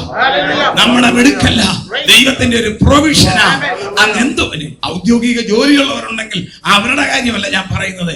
അത് ഒഫീഷ്യൽ ഡ്യൂട്ടിയുള്ളവർ പോയേ തീരൂ. നേഴ്സസോ ഓഫീസേഴ്സോ ഡ്യൂട്ടിയുള്ളോ let them go for duty.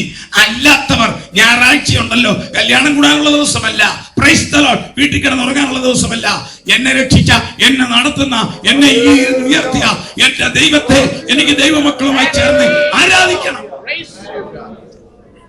അതാണ് 8ാമത്തെ ന്യായാസനം. കേരളത്തിലെ സാധാ ക്രിസ്ത്യാനിക്ക് വെച്ചിരിക്കുന്ന 9ാമത്തെ ന്യായാസനം പറഞ്ഞങ്ങ് നിർത്താം. നിങ്ങൾക്കറിയാം, ഇവിടെ പഴയ കാലത്ത്, ഇപ്പോഴത്തെ എനിക്കറിയാൻ മേല, പഴയ കാലത്ത് ഇവിടെ ഒരാളിനെ സ്നാനപ്പെടുത്തുക എന്ന് പറഞ്ഞാൽ ആ സ്നാനപ്പെടുത്തുന്ന പാസ്റ്ററെ നെഞ്ചത്തെ മുട്ട വെച്ചാ വേവുമെന്ന് അവരൊക്കെ എന്നോട് പണ്ട് പറഞ്ഞത്. കാരണം കൊണ്ടുപോയി സ്നാനപ്പെടുത്തുന്നത് എവിടെയാ? കടലില്ല. പൊന്നമ്മേ, കടൽ എങ്ങാനും കോപിച്ചിട്ടുണ്ടേ സ്നാനപ്പെടുത്തിയ അച്ചായനും സ്നാനപ്പെടുത്തിയ അമ്മാമ്മയെ സ്ഥലം വിടും അല്ലേ? അമേരിക്കയിലോ ഒരു ദൈവദാസന്റെ ഭാര്യയുടെ ടെൻഷൻ കേൾക്കണോ? ഞായറാഴ്ച സ്നാനപ്പെടുത്തണമെങ്കിൽ ശനിയാഴ്ച ഭാര്യയും ഭർത്താവും ചർച്ചിൽ പോയി 2000 ലിറ്റർ വെള്ളം 6 മണിക്കൂർ കൊണ്ട് ചൂടാക്കിയിടണം. ഒരുമാതിരി ചൂടാക്കിയിട്ടാൽ, നല്ലവരെ തിളപ്പിച്ചിട്ടാൽ സഭായോഗത്തിന്റെ സമയമാകുമ്പോൾ ചെറിയ ചൂടാവും. -4 ഡിഗ്രി തണുപ്പാ. അങ്ങോട്ട് ഇറക്കിയാൽ ഇറങ്ങുന്ന ദൈവദാസൻ ആദ്യം വടി, ഇറങ്ങി രണ്ടാമത്തെ പുള്ളി പിന്നെ വടി. ഞങ്ങളൊക്കെ നോർത്ത് ഇന്ത്യ ശുശ്രൂഷയ്ക്ക് പോകുമ്പോൾ ഒന്ന് സ്നാനപ്പെടുത്താൻ ഒരു ടാറ്റയുടെ വണ്ടി എടുത്ത് 100-150 കിലോമീറ്റർ യാത്ര ചെയ്യും. കുറച്ച് നല്ല വെള്ളം കിട്ടാൻ. കുറച്ച് വെള്ളം കണ്ടാൽ ആ വെള്ളം കണ്ട അകത്തെ കുടൽ പോലും വെളിച്ചാണ്. കേരളത്തിൽ എല്ലായിടത്തും വെള്ളം ഇല്ലേ? വല്ല തകരാറുണ്ടോ? പാലക്കാര് പറഞ്ഞ പോലെ മഴ പെയ്താൽ ഞങ്ങളുടെ അകത്തും വെള്ളം, പുറത്തും വെള്ളം. അങ്ങനെ സമൃദ്ധമായ വെള്ളം ഇതുപോലെ ലോകത്തിലൊരു സ്ഥലമില്ല. Nowhere in the world. Even ആംസ്റ്റർഡാമാണ് അടുത്ത സ്ഥലം. അവിടെ പോലും ഇത്ര സൗകര്യമില്ല. കേരളത്തിൽ ഇത്രയും സ്ഥലം വിശ്വാസ സ്നാനത്തിന് പറ്റിയതായിട്ടുണ്ടായിട്ട് പഴയ തലയും കൊണ്ടിരിക്കുന്നതിനാണ് അടുത്ത ന്യായാസനം, 9ാം ന്യായാസനം. അപ്പോൾ ഞാൻ പറഞ്ഞു വരുന്നതിന്റെ വിഷയം, കർത്തൃ ദിവസത്തിൽ ഞാൻ ആത്മാവിലായി. അപ്പോഴാണ് ഒരു അടുത്ത കർത്തൃ ദിവസം ഞാൻ ആത്മാവിലായി. അടുത്ത വാക്യം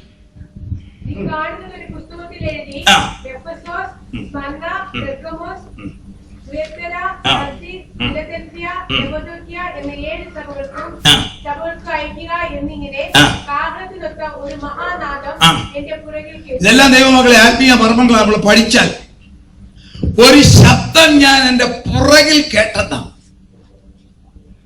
ഞാൻ തിരിഞ്ഞാ നോക്കിയത്. എന്താണെന്നറിയോ? ഇതെല്ലാം ആത്മീയ മർമ്മങ്ങളാ. ചിലര് പറയും ഇന്നടത്തോട്ട് തിരിഞ്ഞു നിന്ന് പ്രാർത്ഥിച്ചാലേ കർത്താവ് കേൾക്കത്തുള്ളൂ. നമ്മളും അങ്ങനെ ചെയ്തു വരാം. ദിക്കുകളല്ല പ്രധാനം, മനസ്സിന്റെ കോൺസെൻട്രേഷനാണ്. ദിക്കുകൾക്കല്ല പ്രാധാന്യം, കോൺസെൻട്രേഷൻ ഓഫ് ദ മൈൻഡ്, മനസ്സിന്റെ ഏകാഗ്രതയ്ക്കാണ്. യോഹന്നാൻ കേട്ടത് പുറകിലാണ്. ഞാൻ വേഗം പറഞ്ഞോട്ടെ. അന്നേരം നോക്കിയപ്പോ ഒരാളെ കണ്ടു. ആരാന്നറിയാമോ? നമ്മുടെ കർത്താവ്. എങ്ങനെയാ? അവന്റെ തലയും തലമുടിയും വെളുത്ത പഞ്ഞി പോലെ. എന്ന് പറഞ്ഞാൽ ഒരു വയസ്സനേശു എന്നല്ല, അനാദിയായും ശാശ്വതമായും ദൈവം. തലയും തലമുടിയും വെളുത്ത പഞ്ഞി എന്ന് പറഞ്ഞാൽ കാലപ്പഴക്കത്തിൽ വയസ്സനായ ഒരു വല്യപ്പനേശു ഒന്നുമല്ല. ഞാൻ അനാദിയായും ശാശ്വതമായും ദൈവം. ഈ ദൈവത്തെ ദാനിയേൽ 7-ാം അധ്യായത്തിൽ എടുക്കണ്ട. ഇതേ ദൈവത്തെ കാണാം. അവന്റെ തലയും തലമുടിയും വെളുത്ത പഞ്ഞി പോലെ. Daniel seems the God, same God is saw by John. അവന്റെ തലയും തലമുടിയും വെളുത്ത പഞ്ഞി പോലെ. നമ്മുടെ കർത്താവിന്റെ ഒരു രൂപം നിങ്ങളെ കാണിക്കുക. തലയും തലമുടിയും വെളുത്ത പഞ്ഞി പോലെ, അനാദിയായും ശാശ്വതമായും ദൈവം. അടുത്ത വാക്യം, തലയും തലമുടിയും വായിച്ചേ.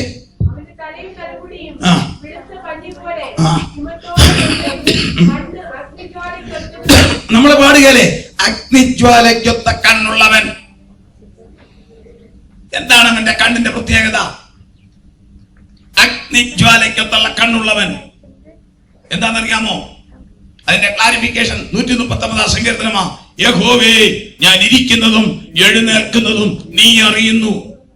എന്റെ നിരൂപണങ്ങൾ നീ ദൂരത്തു നിന്ന് ഗ്രഹിക്കുന്നു. നമ്മുടെ കർത്താവിന്റെ കണ്ണ് നമ്മുടെ സകലതും കാണുന്ന കർത്താവാ. നമ്മുടെ പ്രവൃത്തി മാത്രമല്ല, നമ്മുടെ അകത്തെ ചിന്തകൾ അറിയുന്നവനാ കർത്താവ്. നമ്മുടെ മനസ്സിൽ ഏത് സെൻസിൽ നമ്മൾ ഇരിക്കുന്നു, ഏത് സെൻസിൽ നമ്മൾ ജീവിക്കുന്നു, ഏത് സെൻസിൽ നമ്മൾ പറയുന്നു എന്നറിയാവുന്നവനാ കർത്താവ്. ലോകം നിങ്ങൾക്കറിയാവില്ല, പോളിഗ്രാഫ് ടെസ്റ്റ്, നുണപരിശോധന എന്ന് മലയാളത്തിൽ പറയും. ഈ കുറ്റം സംശയിക്കുന്നവരെ ടെസ്റ്റ് ചെയ്യുന്ന ഒരു പരിപാടിയാ പോളിഗ്രാഫ് ടെസ്റ്റ്. ഇപ്പം ചെയ്തിട്ടുള്ള കൊലപാതകം അല്ല വല്ലാത്ത തെറ്റുകളൊക്കെ കാണിച്ചവരെ പരിശോധിപ്പിക്കുന്ന നുണപരിശോധന എന്ന മലയാളം. ഇപ്പം പറയുന്നത് നേരാണോ തെറ്റാണോ എന്നറിയാനാ. അതെങ്ങനെയാണെന്നറിയാവോ? ഇവന്റെ ഈ തൊലിയിലോട്ട് ഒത്തിരി മിഷനോ ഒത്തിരി ടെർമിനൽ വെച്ച് കടിപ്പിക്കും. കടിപ്പിച്ചിട്ട് അത് ഒരു ഗ്രാഫെ കൊടുക്കും. എന്നിട്ട് ഇവനോട് ചോദ്യം ചോദിക്കും. ഇവൻ കള്ളവാ പറയുന്നെങ്കിൽ തൊലി മുറുകും. നീ അത് ചെയ്തോ? ഇല്ല. അവൻ ചെയ്തതാ. ഇല്ല, കള്ളവാ പറഞ്ഞത്. അപ്പൊ മനസ്സിൽ നിന്ന് തൊലിയിൽ ഒരു ആക്ഷൻ വരും, തൊലി മുറുകും. അതവിടെ കാണും. പറയുന്നത് തെറ്റാണെങ്കിൽ തൊലി ഇങ്ങനെ ടൈറ്റ് ആവും. തൊലി ടൈറ്റ് ആകുമ്പോൾ അത് ഗ്രാഫെ കാണിക്കും. ഇവൻ സത്യമാ പറയുന്നെങ്കിൽ തൊലി ലൂസാവും. തൊലി ലൂസാകുമ്പോൾ ഗ്രാഫ് നോർമൽ ECG പോലെ. അപ്പൊ ഇവൻ പറയുന്നില്ല കള്ളമാണോ എന്നുള്ള പിടിച്ചെടുക്കാം. അങ്ങനെ ലോകത്തിലെ സയൻസിന് സാധിക്കുന്നുവെങ്കിൽ സൃഷ്ടിച്ചവന്റെ കണ്ണ് എന്റെ എല്ലാം കാണുന്നു, നമ്മുടെ സകലനും കാണുന്നു. അഗ്നിജ്വാലയ്ക്കൊത്ത കണ്ണുള്ളവൻ. ദൈവമക്കളെ, ആ കാര്യത്തിൽ നമുക്ക് സന്തോഷിക്കാനുണ്ട്, ഭയപ്പെടാനുണ്ട്. എന്താണെന്നറിയാമോ? നമ്മുടെ പ്രവൃത്തി നിർമ്മലമാണെങ്കിൽ എന്ത് റിയാക്ഷൻ വന്നാലും പേടിക്കേണ്ട. കർത്താവ് കണ്ടോണ്ടിരിക്കും. If we are behaving sincerely and spiritually, there is no need to worry. എന്ത് ആക്ഷനും വന്നോട്ടെ, കർത്താവ് കണ്ടോണ്ടിരിക്കുക. അവൻ തക്ക സമയത്ത് കാര്യം നടത്തുന്നവനാ. അഗ്നിജ്വാലയ്ക്കൊത്ത കണ്ണുള്ളവൻ. എനിക്ക് എത്ര മണിക്കൂർ പ്രസംഗിച്ചാൽ കൊള്ളാലും കൊതി തീർന്ന ഒരു വാക്കല്ലത്. അവൻ നമ്മളെ കാണുന്നു. എപ്പം അത് കണ്ടു? ദുബൈ വന്നപ്പോഴല്ല കണ്ടത്, ഇങ്ങോട്ട് കയറാൻ എയർപോർട്ടിൽ നിന്നപ്പോഴല്ല കണ്ടത്. ഞാൻ പിണ്ടാകാരമായിരുന്നപ്പോൾ നിന്റെ കണ്ണെന്നെ കണ്ടു. നിയമിക്കപ്പെട്ട നാളുകളിൽ ഒന്നുമില്ലാതിരുന്നപ്പോൾ നിന്റെ പുസ്തകത്തിൽ എന്നെ കുറിച്ച് എഴുതി വെച്ചിരുന്നു. അത് ചിന്തിച്ചു നോക്കിക്കേ, നമ്മളെ എപ്പോഴാ കണ്ടതെന്ന്.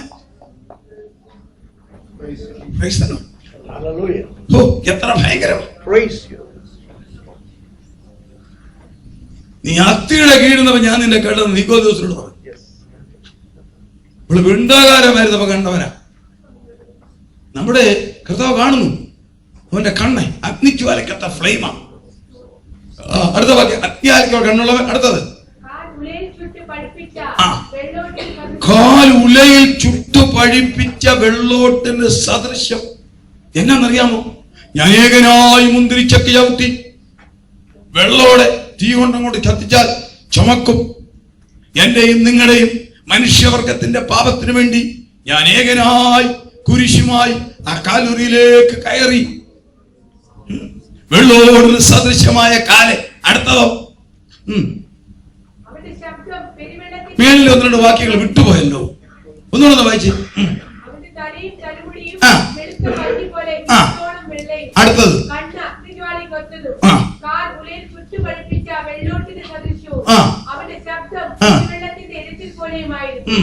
അല്ലല്ലോ, അതിന് മേളത്തെ വാക്യം വായിച്ച്. മാറത്ത്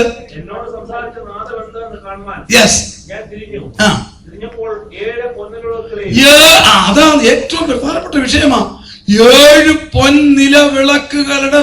നിങ്ങളൊരു കാര്യം മനസ്സിലാക്കണം, ഈ പുസ്തകത്തോട് ഭയങ്കര പോരാട്ടമാ. പറയുന്നത് തെറ്റിച്ചു വായിപ്പിക്കും. ഒരു വലിയൊരു കൺവെൻഷൻ പത്തനംതിട്ട സ്ഥലം പറയത്തില്ല, സമുദായക്കാരായ ആളുകൾ തിങ്ങി നിൽക്കുക. പ്രഗത്ഭനായ ഒരു അച്ചായനാ വായിക്കുന്നത്. ഞാൻ വായിക്കാൻ പറഞ്ഞു. പുള്ളി വായിച്ചാ കേൾക്കണോ? 10 കമ്പും 7 കൊലയുമുള്ള ഒരു മൃഗം. എനിക്ക് പറയാനൊക്കെ അച്ചായ തിരുത്തി വായിക്കാൻ. ഞാൻ പറഞ്ഞു ഒന്നുകൂടെ വായിര്. പിന്നെ പുള്ളി ഒന്നുകൂടെ 10 കമ്പും 7 കൊലയും ഉള്ള ഒരു മൃഗം. എന്നാൽ ഞാൻ പിന്നെ അന്വേഷിച്ചപ്പം ഈ പുള്ളിക്കാരന് കൊലക്കച്ചവടമുള്ള ഒരാള്. പുള്ളി കൊലക്കച്ചവടക്കാരനാ. അപ്പം കെട്ടി വിട്ടത് അതാ. വാക്യം വളരെ പ്രസംഗിക്കുന്ന എന്നെ കൊണ്ട് തെറ്റിക്കാൻ നോക്കും. ഒന്ന് വായിച്ചേ. എങ്ങനെയാ കണ്ടോ? ഏറ്റവും പ്രധാനപ്പെട്ട വിഷയമാ. ഒന്നുകൂടെ വായിച്ച പ്രധാന അതിന്റെ മേലത്തെ വാക്യം വായിച്ചേ. യെസ്. എന്നോട് സംസാരിച്ച നാളുകളിൽ കാണുവാൻ ഞാൻ തിരിഞ്ഞു. ആ തിരിഞ്ഞപ്പോൾ 7 പൊൻനിലവിളക്കുകളെയും ആ. നിലവിളക്കുകളുടെ നടുവിൽ നിലയ്ക്ക് ധരിച്ച് ആ മാർത്ത പൊൻകച്ച കെട്ടിയവനായ Praise the Lord. അതാ 3 കാര്യം ഇനിയുണ്ട്. 7 പൊൻനില വിളക്ക്. നമ്മള് പാടുകല്ലേ, 7 വിളക്കിന്റെ നടുവിൽ 7 കർത്താവിന്റെ സ്ഥാനം കേട്ടോണം. 7 പൊൻനിലവിളക്കുകളുടെ നടുവിൽ. The position of Jesus Christ now, the present days. പുതിയ നിയമകാലത്തെ കർത്താവിന്റെ സ്ഥാനം ഏതെങ്കിലും ദേവാലയത്തിന്റെ മുകളിലല്ല. നോ, ഏതെങ്കിലും പാർലമെന്റിന്റെ മുമ്പിലല്ല.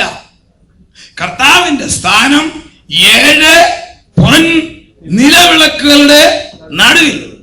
അതേ അധ്യായം 20-ാം വാക്യത്തിൽ പറയുന്നു, ഈ പൊൻ നിലവിളക്ക് എന്നാന്നറിയാമോ? സഭ.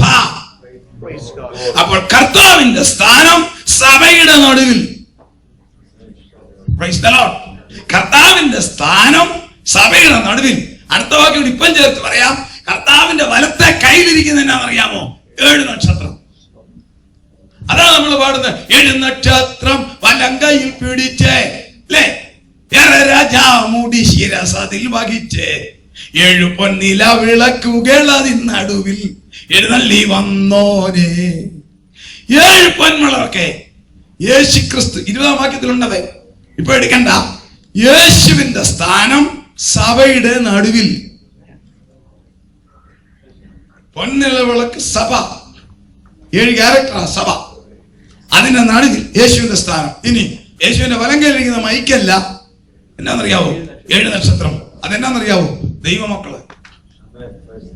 നക്ഷത്രം 7 സഭ, വിളക്ക് 7 സഭ, നക്ഷത്രം 7 സഭയുടെ ദൂതന്മാർ. അപ്പൊ ശ്രദ്ധിച്ചേ, നിങ്ങൾ തെറ്റിക്കരുത്, മറ്റേ പുള്ളി മുതലെടുക്കരുത്. കർത്താവിന്റെ സ്ഥാനം എവിടെ? സഭയുടെ. ഗുഡ്. നമ്മുടെ സ്ഥാനം എവിടെ? അത് പറയാനായിട്ടാ. Price the Lord. നോക്കിക്കേ, കർത്താവിന്റെ സ്ഥാനം സഭയുടെ നടുവിൽ, നമ്മുടെ സ്ഥാനം കർത്താവിന്റെ വലം കയ്യിൽ. അതാ പറയുന്നത്, ഇതാ ഞാൻ നിന്നെ എന്റെ ഉള്ളം കയ്യിൽ വരച്ചിരിക്കുന്നു. Price the Lord. നമ്മുടെ സ്ഥാനം കർത്താവിന്റെ ഉള്ളം കയ്യിൽ, കർത്താവിന്റെ സ്ഥാനം നമ്മുടെ സഭയുടെ നടുവിൽ. അതാണ് പുതിയ നിയമസഭ. Praise the Lord. The position of Jesus Christ in the midst of the church, the position of the New Testament believer on the right hand of Jesus. Hallelujah. വലങ്കൈ അടങ്ങിയ ഏതൊരു കാര്യം പറയാം. ഈയിടെ എന്റെ മോൻ അമേരിക്കയിൽ നിന്ന് വിളിച്ചു പറഞ്ഞു, ഫേസ്ബുക്കിൽ ഒരു പുള്ളി ഓരോന്ന് ഇട്ടിട്ടുണ്ട്, എന്നെ ക്ലാരിഫിക്കേഷൻ തരണോ. ഞാൻ അവനെ വിളിച്ചു, ആ മണ്ടന്മാരിടുന്ന നീ നോക്കേണ്ട കാര്യമില്ല. ഒരു പുള്ളി എഴുതിയതാ, പെന്തക്കോസ്തുകാരെ വിവരക്കേടിന് സ്നാനപ്പെടുന്നത് മുഴുവൻ തെറ്റിച്ച. ഈ ഫേസ്ബുക്ക് എന്ന് പറഞ്ഞ ദൈവമക്കളെ, ഞാൻ ഒരു കാര്യം പറയാം, ആർക്കും ഏത് കാർവേയും കയറ്റാം. അത് നോക്കി ആർക്കും ഒന്ന് ഇരുന്നേക്കരുത്, ആർക്കും കയറ്റാം.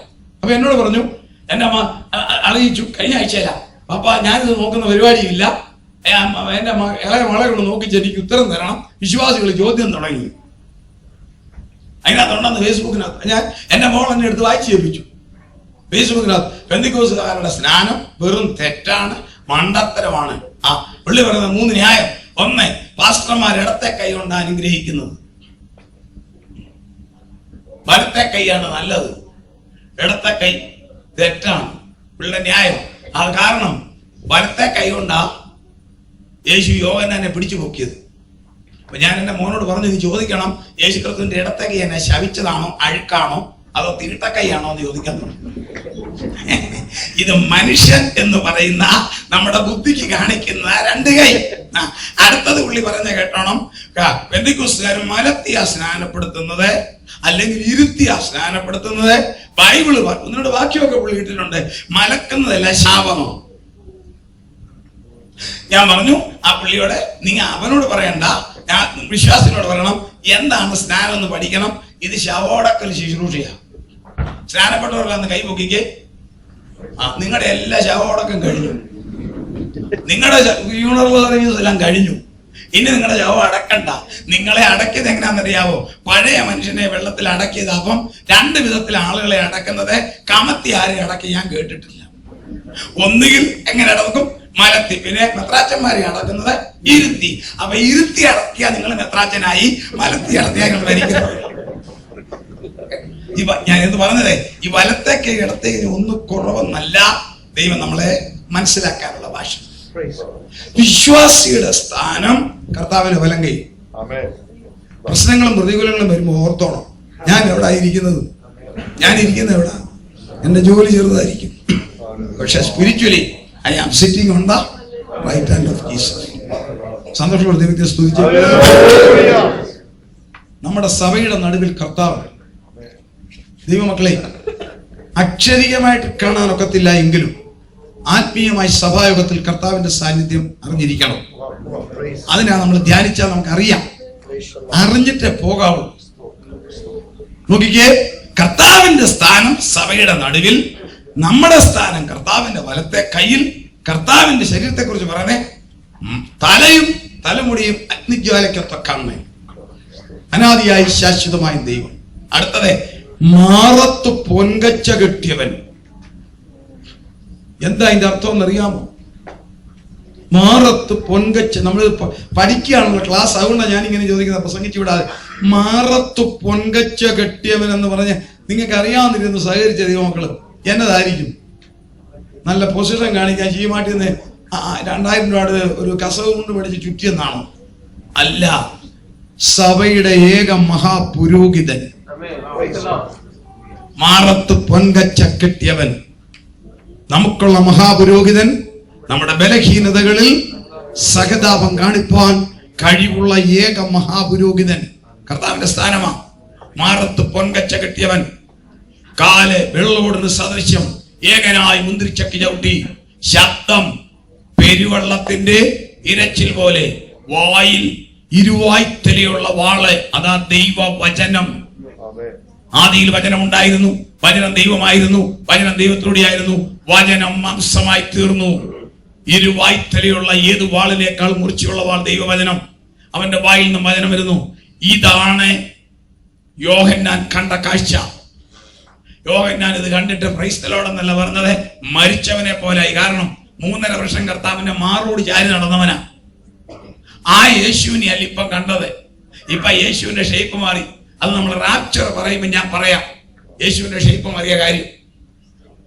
അതുകൊണ്ടാണ് യോഹന്നാൻ മരിച്ചവനെ പോലായി. കർത്താവ് ഒരു കൈ അവന്റെ മേൽ വെച്ചു പറഞ്ഞു, നീ ഭയപ്പെടേണ്ട, ഞാൻ മരിച്ചവനായിരുന്നു, എന്നാൽ ഇതാ എന്നേക്ക് ജീവിച്ചിരിക്കുന്നു. എന്റെ 2 താക്കോൽ, പാതാളത്തിന്റെയും മരണത്തിന്റെയും താക്കോൽ എന്റെ മക്കളുണ്ടെന്ന് പറഞ്ഞിട്ട് പറഞ്ഞു, ഞാൻ ഈ നീ കുറച്ച് കാര്യം ചെയ്യണം എന്ന് പറഞ്ഞിട്ട് ഒരു കാര്യം പറഞ്ഞു. നീ ഒന്ന് വായിച്ചേ, 1:18 വായിച്ചേ.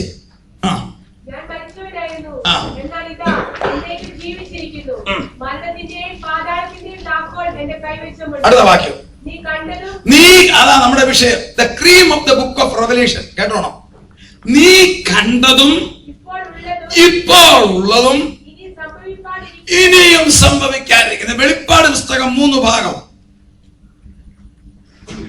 1, things you have seen. നീ കണ്ടത് എന്താണെന്നറിയാമോ?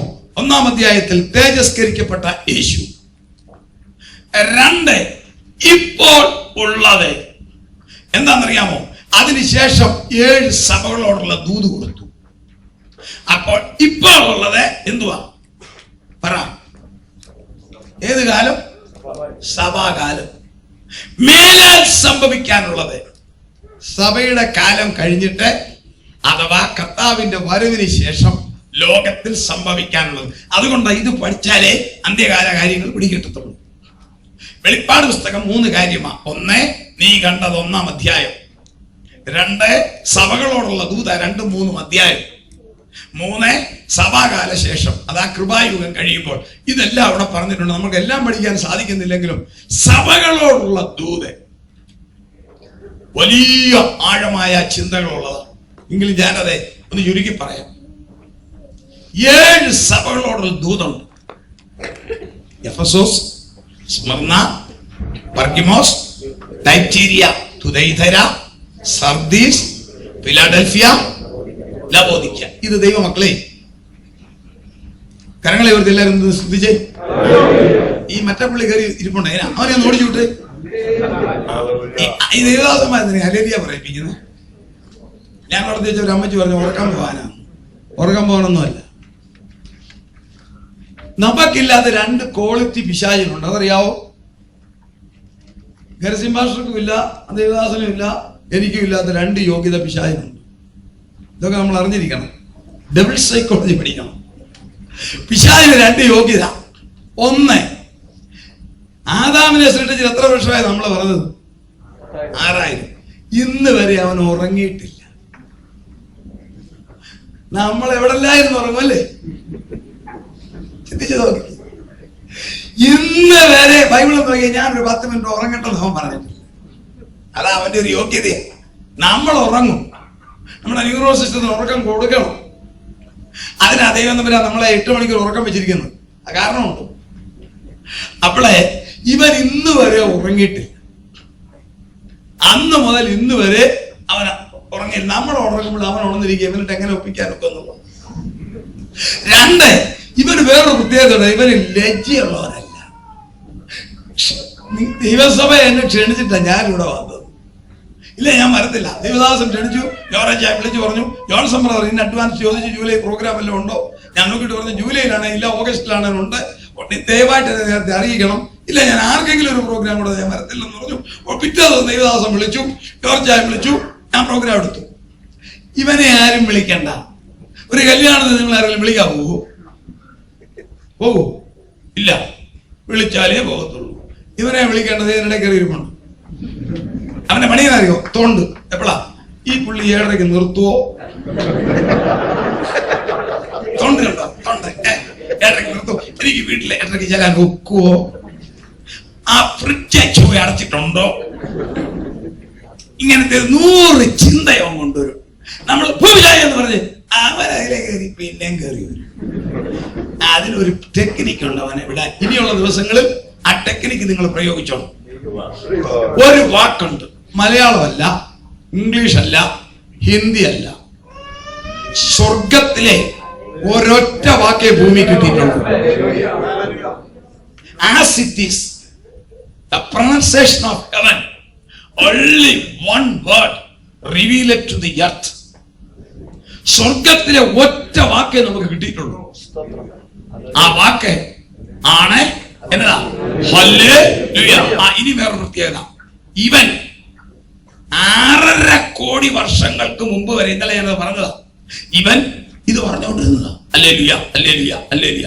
അവൻ ദൈവത്തെ സ്തുതിച്ചുകൊണ്ടിരുന്ന 6.5 കോടി വർഷം മുമ്പ് വരെ. ഇവൻ പാപം ചെയ്തത് കൊണ്ട് ഇവൻ ഇന്ന് സ്തുതിക്കാൻ പ്രൊവിഷൻ ഇല്ല. ഈ ബ്ലോക്ക് ആക്കിയിരിക്കുക. നമ്മളെ പൈപ്പൊക്കെ ബ്ലോക്ക് ചെയ്യില്ല, അതുപോലെ ഇവനെ ഹല്ലേലൂയ പറയാൻ ഇവന് ഒക്കത്തില്ല, ബ്ലോക്ക് ആക്കിയിരിക്കുക. അപ്പോൾ നിങ്ങളോ ഞാനോ ഹല്ലേലൂയ പറഞ്ഞാൽ ഇവൻ ഞെട്ടും. എന്നാ കാര്യം എന്നറിയാവോ? ഈ പറഞ്ഞ പുള്ളി സ്വർഗവുമായി ബന്ധമുണ്ട്. ഈ പറഞ്ഞ പുള്ളിയും സ്വർഗവുമായി ബന്ധമുണ്ട്. ഇവനെ തൊട്ടാൽ, ഇവളെ തൊട്ടാൽ പൊള്ളും. ഇനി ഹല്ലേലൂയ പറഞ്ഞേ കുമാരി കണ്ടോ? ആളാവട്ടെ, ആളാവട്ടെ. കുറച്ച് കഴിയുമ്പോൾ നുണഞ്ഞ് കയറി വരും. എന്റെ പ്രസംഗം അവന് ശ്രദ്ധിക്കുന്നുണ്ട്. ക്രീം വരുമ്പോൾ അവനകത്ത് കയറി അമ്മയും പോയോ, കാർ കിട്ടുവോ, ആർക്കിങ് പോയോ എന്ന് അവൻ ചിന്തിപ്പിക്കും. അന്നേരം ഞാൻ അവനെ ഓടിച്ചു വിടാൻ പറയുമ്പോൾ നിങ്ങൾ വിട്ടേച്ചാണ്. സ്തോത്രം. Ephesus, Smyrna, Pergamos, Thyatira, Sardis, Philadelphia, Laodicea. ഇതെന്നാ സംഭവം എന്നറിയാമോ? ഈ സഭകളോടുള്ള ദൂത്. ദൈവസഭയ്ക്ക് അപ്ലിക്കബിൾ ഇത് മാത്രമേ ഉള്ളൂ. വെളിപ്പാട് പുസ്തകത്തിൽ പ്രധാനമായി 4-ാം അധ്യായം മുതൽ സംഭവത്തിൽ നമ്മൾ ഈ ഭൂമിയിൽ ഇല്ല. ഈ സഭകളോടുള്ള 7 ദൂതെന്ന് പറയുന്നത് 2 കാര്യമാണ്. ഒന്ന്, പെന്തക്കോസ്ത് ദിവസം മുതൽ ആസന്നമായ കർത്താവിന്റെ വരവ് വരെയുള്ള ഈ സുദീർഘമായ 2000 വർഷത്തെ ചരിത്രപരമായി 6 ഡിവൈഡ് ചെയ്തിരിക്കുന്നു. എത്രയായിട്ട്? 6. 1. 2, സഭയുടെ ക്യാരക്ടറിസ്റ്റിക്സ്. എല്ലാ സഭകളെയും ഇതൊരു വലിയ മാർമിക വിഷയമാണ് പറയുന്നത്. നിങ്ങൾ ശ്രദ്ധിച്ച് കേൾക്കണം. 7 സഭകളുള്ള ദൂതിന് 2 അർത്ഥമാണ്, ഡബിൾ മീനിങ്. 1, പെന്തക്കോസ്ത് ദിവസം സഭ ആരംഭിച്ചു. സഭ തീരാൻ പോകുന്നത് കർത്താവിന്റെ വരവിൽ. അതുവരെയുള്ള 2000 വർഷത്തെ ചരിത്രപരമായി 6 ഡിവൈഡ് ചെയ്തിരിക്കുന്നു. 2, ഏത് കാലത്തുള്ള സഭയിലെ ക്യാരക്ടറിസ്റ്റിക്സ്, ഗുണവും ദോഷവും. അതിൽ എഫെസോസ്, ചരിത്രപരമായി ആദ്യത്തെ 100 വർഷം. സ്മിർന ചരിത്രപരമായി രണ്ടാമതൊരു 300 years. 400 പിന്നെ പെർഗമോസ്, തുയഥൈര ചരിത്രപരമായി 1200 വർഷം, രണ്ടും കൂടെ. അങ്ങനെ 16-ാം നൂറ്റാണ്ട്. അത് കഴിഞ്ഞ് സ്മിർന കഴിയുമ്പോൾ ഒരു പ്രത്യേകതയുണ്ട്. സ്മിർന കാലഘട്ടത്തിൽ ഉണർവുണ്ടായി. അതാണ് സഭയെ ഉണർത്തി. ആ കാലത്താണ് എഫെസോസ് നല്ല കാലം, സ്മിർന കട്ടിക്കയ്പ്. സ്മിർന എന്ന് പറഞ്ഞാൽ ബിറ്റർ ടേസ്റ്റ് എന്ന കയ്പ്, പീഡനം. പെർഗമോസ് വിടുതൽ, തുയഥൈര അന്ധകാരം, സർദീസ് ഉണർവ്. ഇങ്ങനെയാണ് ഇന്ന് കാലം പോകുന്നത്. അത് കഴിഞ്ഞപ്പോൾ സർദീസ്, നമുക്ക് വരാം, എഫെസോസിലേക്ക് വരാം. ആദ്യത്തെ 100 വർഷം ക്യാരക്ടർ നമുക്കിന്നും ബാധകമാണ്. സഭയ്ക്ക് 7 പ്രത്യേകത, അത് ഇന്നും ഉണ്ട്. ഒരു മൈനസ് പോയിന്റും ഉണ്ട്, ഇന്നും ഉണ്ട്. അതാ കർത്താവ് ചൂണ്ടിക്കാണിക്കുന്നത്. എഫെസോസ് സഭയ്ക്ക് 7 യുണീക് ക്വാളിറ്റി. ഒന്ന് വായിച്ചേ, 7 യോഗ്യതയുണ്ട് അവിടെ. എഫെസോസിലെ സഭയുടെ ദൂതനെ എഴുതുക. 7 നക്ഷത്രം വലം കൈയിൽ പിടിച്ചുകൊണ്ട് 7 പൊന്നിലവുകളുടെ നടുവിൽ നടക്കുന്നവർ അരുളി ചെയ്യുന്നത്, ഞാൻ നിന്റെ പ്രവൃത്തിയും പ്രയത്നവും സഹിഷ്ണുതയും. ഞാൻ നിന്റെ പ്രവൃത്തി അറിയുന്നു, നിന്റെ പ്രയത്നം അറിയുന്നു, നിന്റെ ക്ഷമ അറിയുന്നു. കൊള്ളരുതാത്തവരെ നിനക്ക് അവരുടെ യോഗ്യത കൊള്ളരുതാത്തവർ അന്നും ഉണ്ട്.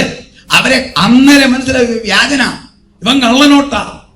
അത് ഐഡന്റിഫൈ ചെയ്യാനുള്ള കഴിവുണ്ടായിരുന്നു. അടുത്തത് അപ്പോസ്തലന്മാരല്ലാതിരിക്കെ തങ്ങൾ അപ്പോസ്തലന്മാരെന്ന് പറയുന്നവരെ നീ പരീക്ഷിച്ച്, അടുത്തത് പരീക്ഷിച്ച് കള്ളന്മാർ അന്നും ഉണ്ട്. കള്ള അപ്പോസ്തലന്മാർ. അപ്പോസ്തലൻ എന്ന വാക്കിന്റെ അർത്ഥം അറിയാമോ? യെസ്, വൺ ഹു സെന്റ്, അയക്കപ്പെട്ടവൻ. കർത്താവ് അയക്കാതെ സ്വയം കയറി വരുന്നവരുണ്ട്. അവരുടെ പ്രസംഗവും പ്രവൃത്തിയും ചെക്ക് ചെയ്താൽ അറിയാം ഇത് കർത്താവ് അയച്ചതല്ല. അത് അന്നും ഉണ്ട്. അവരവരെ മൈന്യൂട്ടായിട്ട് ചെക്ക് ചെയ്യുമായിരുന്നു. അവർ കണ്ടുപിടിച്ചു. അടുത്ത വാക്യം നിനക്ക് സഹിഷ്ണുതയുള്ളത് ക്ഷമ. അടുത്ത വാക്യം എന്റെ നാമം നിമിത്തം നീ സഹിച്ചു. ഒരുപാട് കാര്യങ്ങൾ അവർ സഹിച്ചു ദൈവമക്കളെ, എഫെസോസുകാർ. അടുത്ത വാക്യം തകർന്നു പോകാഞ്ഞതും ഞാൻ അറിയുന്നു. ഇത്രയും ക്വാളിറ്റിയാ എഫെസോസ് സഭയ്ക്ക്. സഭ ആരംഭിച്ചതേ ഉള്ളൂ. ക്ഷമ, കള്ള അപ്പോസ്തലന്മാരെ മനസ്സിലാക്കാനുള്ള കഴിവ് ഇത്രയുണ്ട്. പ്രയത്നം, എന്താ ഒന്നുമില്ല, നത്തിങ്, ആരംഭിക്കുക. പ്രയത്നം, ഇതെല്ലാം നമുക്ക് വേണം. അതിനാ ഇത് പറയുന്നത്. We needs all these things. ഇതെല്ലാം വേണം. പക്ഷെ ഒരു മൈനസ് പോയിന്റ് പറയുന്നത് നിങ്ങൾക്കറിയാം, എങ്കിലും ആദ്യ സ്നേഹം നീ വിട്ടുകളഞ്ഞു. First love. എന്തുവായി ഫസ്റ്റ് ലവ്? ആദ്യ സ്നേഹം എന്നതാ? 2 പേർ തമ്മിൽ ആദ്യം പരിചയപ്പെടുമ്പോൾ ഒരു സ്നേഹം ഉണ്ടാവും. ആ സ്നേഹത്തിൽ ഒരു ഉപാധികളില്ല. കണ്ടു പരിചയപ്പെട്ട ഒരു സ്നേഹം. അതിനകത്ത് യാതൊരു തരത്തിലുള്ള കരടുമില്ല.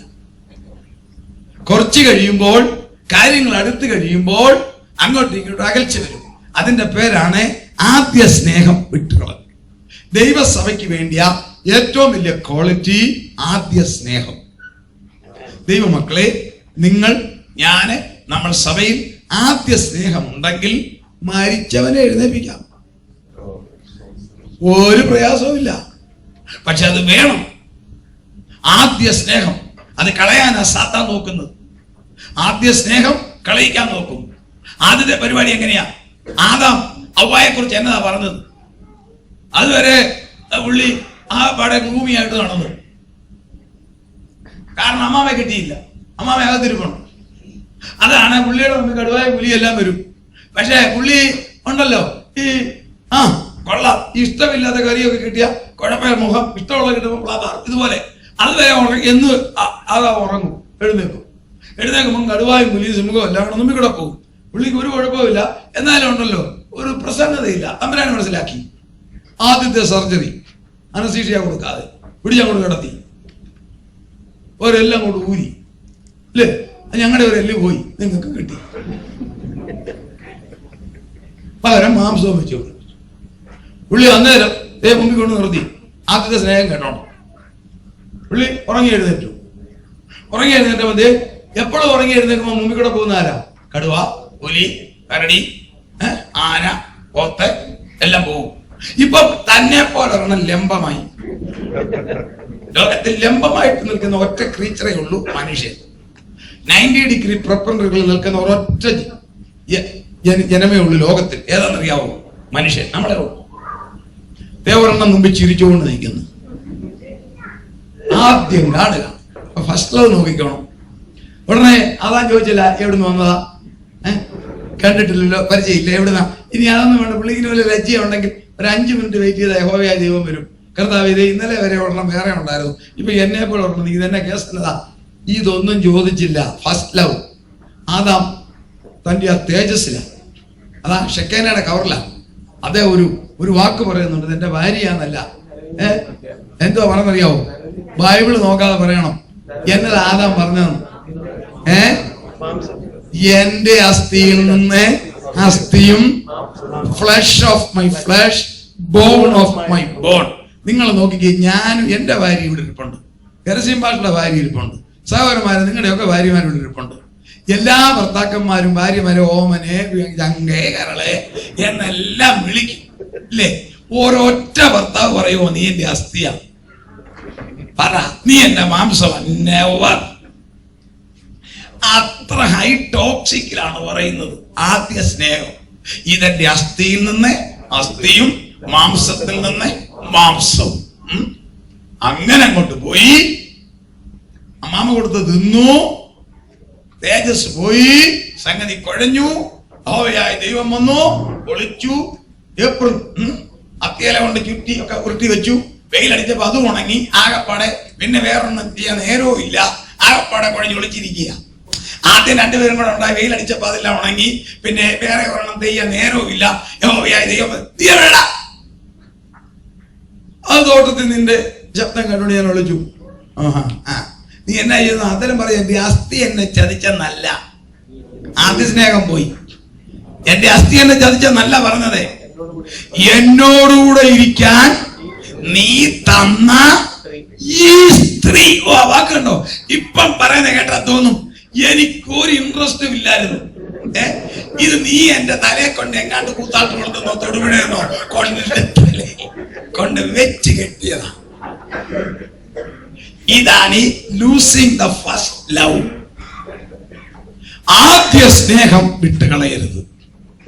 വീട്ടിലും ഫാമിലി ലൈഫിലും ചർച്ച് ലൈഫിലും first love we are supposed to continue through. സ്നേഹം കുടുംബത്തിലും സഭയിലും, ഭാര്യാഭർത്തൃ ബന്ധത്തിൽ, അപ്പനും മക്കളും തമ്മിലുള്ള ബന്ധത്തിൽ എല്ലാം ആദ്യ സ്നേഹം നമ്മൾ മെയിൻറ്റെയിൻ ചെയ്യണം. പരമപ്രധാനമായി സഭയിൽ ആദ്യ സ്നേഹം മെയിൻറ്റെയിൻ ചെയ്യണം. ആദ്യ സ്നേഹം മെയിൻറ്റെയിൻ ചെയ്താൽ ഇവിടെ ഐക്യതയുണ്ടാവും. ഐക്യതയുണ്ടായാൽ ആത്മാവ് പ്രവർത്തിക്കും. ആത്മാവ് പ്രവർത്തിച്ചാൽ ഇവിടെ അതിശയം നടക്കും. കൺവെൻഷൻ വിജയിച്ചത് എന്താ? തോമസ് മാമന്റെ ഒരു കഴിവുമല്ല. ഞാനാരാ? 74 വയസ്സ് പ്രായമുള്ള ഒരു വയസ്സ്. ഇവിടെ കൺവെൻഷൻ വിജയിച്ചത് സഭയുടെ ഐക്യത, പ്രാർത്ഥന. ദൈവമക്കളെ, ഏത് കാര്യവും നടക്കും. ദൈവത്തെ പരീക്ഷിക്കാതിരുന്നാൽ മതി. Anything can possible by us. എങ്ങനെ? ആദ്യ സ്നേഹം. അതിനകത്തെ ശത്രു ഒരുപാട് തടസ്സങ്ങൾ സൃഷ്ടിക്കാൻ നോക്കും, പക്ഷെങ്കിൽ നമ്മൾ അതിനെ ഓവർകം ചെയ്യണം. സാമ്പത്തിക ഉച്ചനീചത്വങ്ങൾ കണ്ടേക്കാം, അറിവിൽ വ്യത്യാസങ്ങൾ കണ്ടേക്കാം, കഴിവുകളിൽ വ്യത്യാസം കണ്ടേക്കാം, സൗന്ദര്യത്തിൽ വ്യത്യാസം കണ്ടേക്കാം. There may variations in several aspects, but ക്രിസ്തുവിന്റെ രക്തത്തിൽ നമ്മളെല്ലാം ഒന്നാ. വീണ്ടെടുത്തത് ഒറ്റ രക്തമാ, സഭ ഒറ്റ ശരീരമാ, ക്രിസ്തുവിന്റെ ഭാഗമാണ്. ആ ബന്ധത്തിൽ വരുമ്പോൾ ചെറിയവനില്ല, വലിയവനില്ല, താണവനില്ല, ഉയർന്നവനില്ല, കറുത്തവനില്ല, വെളുത്തവനില്ല, വിദ്യാഭ്യാസം കുറഞ്ഞവനില്ല, കൂടിയവനില്ല. Everybody equal. ആ സ്നേഹത്തിനകത്തുണ്ടല്ലോ സ്വർഗത്തിലെത്തി ഇറങ്ങും. സ്വർഗത്തിലെത്തി ഇറങ്ങും. ഇറക്കാം. ആദ്യ സ്നേഹം വിട്ടുകളഞ്ഞു ഒരു കുറവ് പറയാനുണ്ട്. ഇതാ ഞാൻ പറഞ്ഞത് 2 ക്യാരക്ടർ. ഒന്ന്, history of the Christian church AD 100 വരെ എഫെസോസ്. 2 ക്യാരക്ടർ അന്നും ഇന്നും. നമ്മുടെ ഇടയിൽ എല്ലാവരും മൈനസ് പോയിന്റ് വരും. സ്നേഹം വിട്ടുകളയും. ചെറിയ ചെറിയ കാര്യങ്ങൾ മതി, മൈനർ അഫയർ മതി.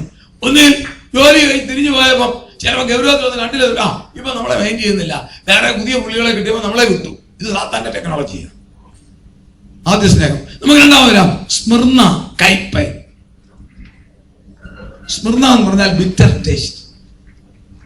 സഭയെ തകർക്കാൻ സാത്താൻ പ്രയോഗിച്ച അമ്പാണ് നേർവാ ചക്രവർത്തി അഴിച്ചുവിട്ട പീഡനം. അതാണ് അടുത്ത 300 വർഷം. അതാണ് കയ്പ്. സഭയ്ക്ക് ശക്തമായ പീഡനം ഉണ്ടായി. റോമൻ ചക്രവർത്തിമാർ സഭയെ പീഡിപ്പിച്ച ചരിത്രം നമ്മൾ തുടർന്ന് ചിന്തിക്കും. എന്തുവാ നടന്നത്? എങ്കിലും സഭ തളർന്നില്ല. സഭ തളർന്നില്ല. 10 ദിവസം നിനക്കൊന്ന് പറയുന്നത് രണ്ടർത്ഥത്തിലാണ്. ഒന്ന്, 10 റോമൻ ചക്രവർത്തിമാർ നിങ്ങളെ പീഡിപ്പിക്കും. ഒടുവിൽ പറയുന്ന ടൈം പറയുന്നുണ്ട്, മരണപര്യന്തം വിശ്വസ്തരായിരിക്കാം. Be faithful until death. രണ്ടാമത്തെ സഭ 300 വർഷം, AD 400 വരെ. ക്യാരക്ടറി വൈസ്, സ്വഭാവത്തിൽ, ചരിത്രത്തിൽ 400 വരെ സ്വഭാവത്തിൽ ക്രൈസ്തവ സഭയ്ക്ക് കഷ്ടതയുണ്ട്. വചനപ്രകാരമുള്ള ക്രൈസ്തവ സഭയ്ക്ക് ഈ ലോകത്തിൽ കഷ്ടതയുണ്ട്. കാരണം ലോകം നമുക്ക് അനുകൂലവുമല്ല, നമ്മൾ ലോകത്തിനും അനുകൂലമല്ല. നമ്മൾ ആരാന്നറിയാമോ? പച്ച മലയാളം. നമ്മുടെ പരിപാടി ഒഴുക്കിന് എതിരെ നീന്തുന്നവർ. ആശയം മനസ്സിലാക്കിയെന്ന് വിശ്വസിക്കുന്നു. ഈ ലോകത്തിന്റെ ഒഴുക്കിലല്ല പെന്തിക്കോസ്തുകാർ. പിന്നെ എങ്ങനെ? ചേരെ തിന്നുന്ന നാട്ടിൽ ചെന്നാൽ എന്തോ തിന്നണം? പുറകെ പറയണം. ചേരെ തിന്നുന്ന നാട്ടിൽ ചെല്ലുമ്പോൾ നടത്തുണ്ടെന്ന് തിന്നണം. പെന്തിക്കോസ്തുകാരൻ പറയണം, ചേരെ തിന്നുന്ന നാട്ടിൽ ചെല്ലുമ്പോൾ പറയണം, ഞങ്ങൾ വെജിറ്റേറിയനാണ്. അതാണ് വ്യത്യാസം. നമ്മൾ ഒഴുക്കിന് എതിരെ നീന്താനുള്ളവരാ. ലോകത്തിനോ അധികാരികൾക്കോ എതിരല്ല. സാത്താൻ വെക്കുന്ന വേൾഡ് കൾച്ചർ നമുക്ക് പറ്റിയതല്ല. നമുക്ക് കഷ്ടത വരും. ലോകത്തിന്റെ അലങ്കാരമല്ല നമ്മുടേത്. നമ്മുടെ അലങ്കാരം ആത്മീയ അലങ്കാരമാണ്. എന്ന് പറഞ്ഞാൽ നീറ്റായിട്ട് നടക്കരുതെന്നല്ല, നല്ല വസ്ത്രം ധരിക്കരുതെന്നല്ല, മുടി ചീകരുതെന്നല്ല. പക്ഷെങ്കിൽ ലോകത്തിന്റെ വല്ലാത്ത അലങ്കാരം നമ്മുടെ മേൽ വരാൻ പാടില്ല. ലോകത്തിന്റെ വല്ലാത്ത അലങ്കാരം വന്നിട്ടുണ്ടെങ്കിൽ പ്രൈസ് ദി ലോർഡ്, നമുക്ക് കഷ്ടതയില്ല. കഷ്ടതയില്ലെങ്കിൽ നമ്മൾ സാത്താന്റെ തോളിൽ അറിയാതെ കൈയിടും, അല്ലെങ്കിൽ അറിയാതെ അവൻ നമ്മുടെ തോളിൽ കൈയിടും. സഭയും പിശാചും തമ്മിൽ കോൺട്രാവേഴ്സാണ്. No compromise towards devil. സാത്താനുമായി സഭയ്ക്ക് ഒരു ഒത്തുതീർപ്പുമില്ല. നമ്മൾ ലോകത്തിന്റെ ഒഴുക്കിനനുസരിച്ച് പോയാൽ സാത്താൻ നമ്മുടെ തോളിൽ കൈയിടും. നിങ്ങൾ നോക്കിക്കേ, ക്രൈസ്തവ ദർശനം നഷ്ടപ്പെടുത്തുന്നത് ലോകത്തിന്റെ ഒഴുക്കിന് ഒഴുകിയാൽ. മാന്യമായിട്ട് നമ്മൾ ജീവിക്കണം. കാരണം നമ്മൾ ആരാന്നറിയാവോ? നമ്മൾ നമ്പർ 1 പൗരന്മാരാ. പെന്തിക്കോസ്തുകാരാ, ഞങ്ങൾ അങ്ങനെയാ, 7ാം കൂലിയാന്നൊന്നും പറയരുതേ. നമ്മൾ നമ്പർ 1 പൗരന്മാരാ. നമുക്ക് ഇൻഫീരിയോറിറ്റി കോംപ്ലക്സ് പാടില്ല ദൈവമക്കളെ. അപ്പോൾ തന്നെ ഈ ലോകം ഒരുങ്ങുന്ന പോലെ ഒരുങ്ങേണ്ട കാര്യം നമുക്കില്ല. നമ്മുടെ കുഞ്ഞുങ്ങളെയും ഒരു പരിധിക്കപ്പുറം ഇട്ട് സുന്ദരന്മാരും സുന്ദരിമാരും ആക്കരുത്. ആക്കി അവൻ അടിച്ചോണ്ട് പോകും. അത്രേ ഉള്ളൂ. വേറെ കുഴപ്പമൊന്നുമില്ല. നമ്മൾ മാന്യമായിട്ട് നമ്മുടെ കുഞ്ഞുങ്ങളെ, എന്റെ അഭിപ്രായം ഞാൻ പറഞ്ഞതേ ഉള്ളൂ, നിങ്ങൾ ഫോളോ ചെയ്യണമെന്നില്ല. ഞാൻ പറയുകയാണ്, നമ്മുടെ കുഞ്ഞുങ്ങളെ ഒരു ദൈവ പൈതലിന് യോഗ്യമായ മാതൃകയിൽ നടത്തണം. എന്റെ കുഞ്ഞൊരു ദൈവ പൈതലാണ് എന്നുള്ള മാതൃകയിൽ നമ്മൾ നടത്തിക്ക്. ഞങ്ങളൊരു ചർച്ചിൽ പോയി. ഞാൻ വൈഫ് കൊണ്ട് ക്ലാസ് എടുക്കാൻ പോയതാ. ചെന്ന് കണ്ട് നല്ലൊരു ഹോളാണ്, പഴഞ്ചേരി കിടത്താം. അപ്പൊ ഞങ്ങൾ ചെന്ന് 5 മിനിറ്റ് കഴിഞ്ഞാൽ ദൈവദാസം ഞങ്ങൾ ഞങ്ങളുടെ വണ്ടിയും കൂടെ മാറ്റിയിടാൻ പറഞ്ഞില്ല. ഞങ്ങൾ ഇറങ്ങുന്നപ്പം ഒരു ബോർഡ് വായിച്ചപ്പോൾ ഞാൻ സൂസനോട് പറഞ്ഞു, ഇവിടെ അംഗങ്ങളുള്ള ലക്ഷണമില്ല. പിന്നെ ആരാണ്ട് ഗൾഫുകാർ പൈസ അയച്ചു കൊടുത്തിട്ട് നല്ല ഹോള് വെച്ചതായിരിക്കുന്നു. അവിടെ കുറച്ച് എഴുതി വെച്ചിരിക്കുന്നു. നിങ്ങൾ ഫോളോ ചെയ്യണമെന്നല്ല ഞാൻ പറഞ്ഞത്, ഒരു IPC ഹോളാണ്. അവിടെ എഴുതി വെച്ചിരിക്കുന്നത് കേൾക്കണോ? താഴെ പറയുന്നവർക്ക് ഇവിടെ അംഗത്വവും പ്രവേശനവും ഇല്ല. 1, ഫ്രഞ്ച് താടി വെച്ചവൻ ഇവിടെ കയറാൻ പാടില്ല. എഴുതി വെച്ചിരിക്കുക. ആ ഭാഷയുടെ പേര് ഞാൻ പറയാം, ഡിസ്ട്രിക്ട് ഭാഷ മോനച്ചൻ. അത് എഴുതി വെച്ചിരിക്കുന്ന ഫ്രഞ്ച് താടി വെച്ചവൻ ഇവിടെ പ്രവേശനമില്ല. 2, പ്രേമവിവാഹം ഇവിടെ പറ്റത്തില്ല. 3, നഖത്തെ പെയിന്റ് അടിക്കാൻ ഒക്കത്തില്ല. 4 ഉരിയം പഠിക്കാനൊക്കത്തില്ല. ഇതൂടെ കണ്ടപ്പോ ഞാൻ പറഞ്ഞു ഇതിനകത്തും കാര്യം കാണുകയില്ലായിരിക്കും. പക്ഷേ ക്ലാസ് തുടങ്ങി വെളിയിൽ നിന്ന് കസാര കൊണ്ടുവന്നിട്ട് വിശുദ്ധിക്ക് വേണ്ടി നിൽക്കണം ദൈവമക്കളെ. നമ്മൾ ധൈര്യത്തോടെ പറയാം, വിശുദ്ധിക്ക് വേണ്ടി നിൽക്കണം. നമ്മുടെ ഡ്രസ് മോഡൽ ആയിരിക്കണം, ഒരു കുഴപ്പമില്ല. We must wear very good dress, ഒരു കുഴപ്പമില്ല. പക്ഷെങ്കിലുണ്ടല്ലോ സാത്താനെ അപ്രീഷിയേറ്റ് ചെയ്യാനല്ല ഒരു ദൈവ പൈതലിന്റെ ഫാഷൻ ഉള്ള കാലമില്ലെന്ന് ഞാൻ പറയുന്നില്ല. ഞാൻ കുറച്ച് ഉദാഹരണം വന്നോളൂ, നിങ്ങൾ തെറ്റിദ്ധരിക്കണം, എന്നെ നിങ്ങൾക്ക് അപ്ലിക്കബിൾ അല്ല. പടിഞ്ഞാറ് ഞാൻ ഈ കേരളത്തില് എനിക്ക് കിട്ടുന്ന അവസരങ്ങളിലെല്ലാം ഞാൻ പറഞ്ഞ് ബോധവൽക്കരിക്കേണ്ട എന്റെ ചുമതലയാണ്. പടിഞ്ഞാറൻ രാജ്യങ്ങളിലെ യൂറോപ്പിൽ, ഇംഗ്ലണ്ടിലൊക്കെ ചെന്ന, അമേരിക്കയിൽ ചെന്ന ഒരു ഡോക്ടറൊക്കെ കൂടി നമ്മളും കിട്ടുന്ന ഒരു മെക്കാനിക്കിന് മണിക്കൂറിന് കിട്ടും $60, $70. 7-8 മണിക്കൂർ അവൻ ജോലി ചെയ്താൽ മതി, വേറൊന്നും വേണ്ട. $500-600 കയ്യിലോട്ട് കിട്ടുന്നത്. അതിന്റെ ടാക്സി പോയാലും സുഖം. പക്ഷെങ്കിലേ പണിയാണ്. അവന് ഒറ്റയ്ക്ക് പോകണം. അങ്ങോട്ട് രാവിലെ കമ്പ്യൂട്ടറിൽ അടിച്ചു കൊടുക്കും, ഇന്നടത്ത് ഇന്ന വർക്ക് ചെയ്ത ഇത്ര മണിക്കാവും മരണം. നമ്മുടെ നാട്ടിലെ പണിയൊന്നുമല്ല, മുഴുവൻ തന്നെ ചെയ്യണം. 4ാമത് നില കയറണം. അവിടെ ചെന്ന് കഴിഞ്ഞാൽ എല്ലാം തന്നെ ചെയ്യണം. അപ്പൊ ഡിഫക്റ്റ് നേരത്തെ കമ്പ്യൂട്ടർ കണ്ടുപിടിച്ച് പറഞ്ഞിട്ടുണ്ട് ഇന്ന് ചെയ്യാൻ. അവിടെ ചെന്ന് കഴിഞ്ഞാൽ ഉടനെ അസിസ്റ്റന്റ് ഒന്നുമില്ല. എടാ ചാക്കോ അതിങ്ങോട്ട് എടുത്തതാടാ, സ്പാനർ ഇങ്ങോട്ട് പിടിക്കടാ, ഞാൻ കത്തിച്ചതാടാ, ഈ പണിയൊന്നും അവിടെ നടക്കുക. എല്ലാം തന്നെ ചെയ്യണം. മുഴുവൻ ടൂൾസ് എല്ലാം കൊണ്ടുവന്ന് സഹോദരിമാരുടെ മസാലപ്പെട്ടി പോലെ ഇട്ടാലും നോക്കത്തില്ല. മിനിറ്റിനകം മങ്കി പ്ലെയർ എടുക്കണം, സ്ക്രൂ ഡ്രൈവർ എടുക്കണം, നട്ടെടുക്കണം, ബോട്ടെടുക്കണം. ഇത് മിനിറ്റിന് തീർക്കണം. അതിനെ അവരെ സഹായിക്കാൻ പടിഞ്ഞാറക്കാര് തയ്യക്കാര് പണി കണ്ടുപിടിച്ചു. പാൻറിൽ ഒരു 6-7 പോക്കറ്റ്. എന്തിനാ? ഇവിടെ മങ്കി പ്ലെയർ, ഇവിടെ പ്ലെയർ, ഇവിടെ നട്ട്, ഇവിടെ ബോൾട്ട്. ഇതിട്ട അവന്റെ കൈ, മങ്കി പ്ലെയർ വേണേ കൈ തന്നെ ഇവിടെ ചെല്ലും, ബോൾട്ട് വേണേ കൈ തന്നെ ഇവിടെ വരും. അത് അവനുള്ളതാ, ഇത് സഭായോഗത്തിനുള്ളതല്ല. മനസ്സിലായോ?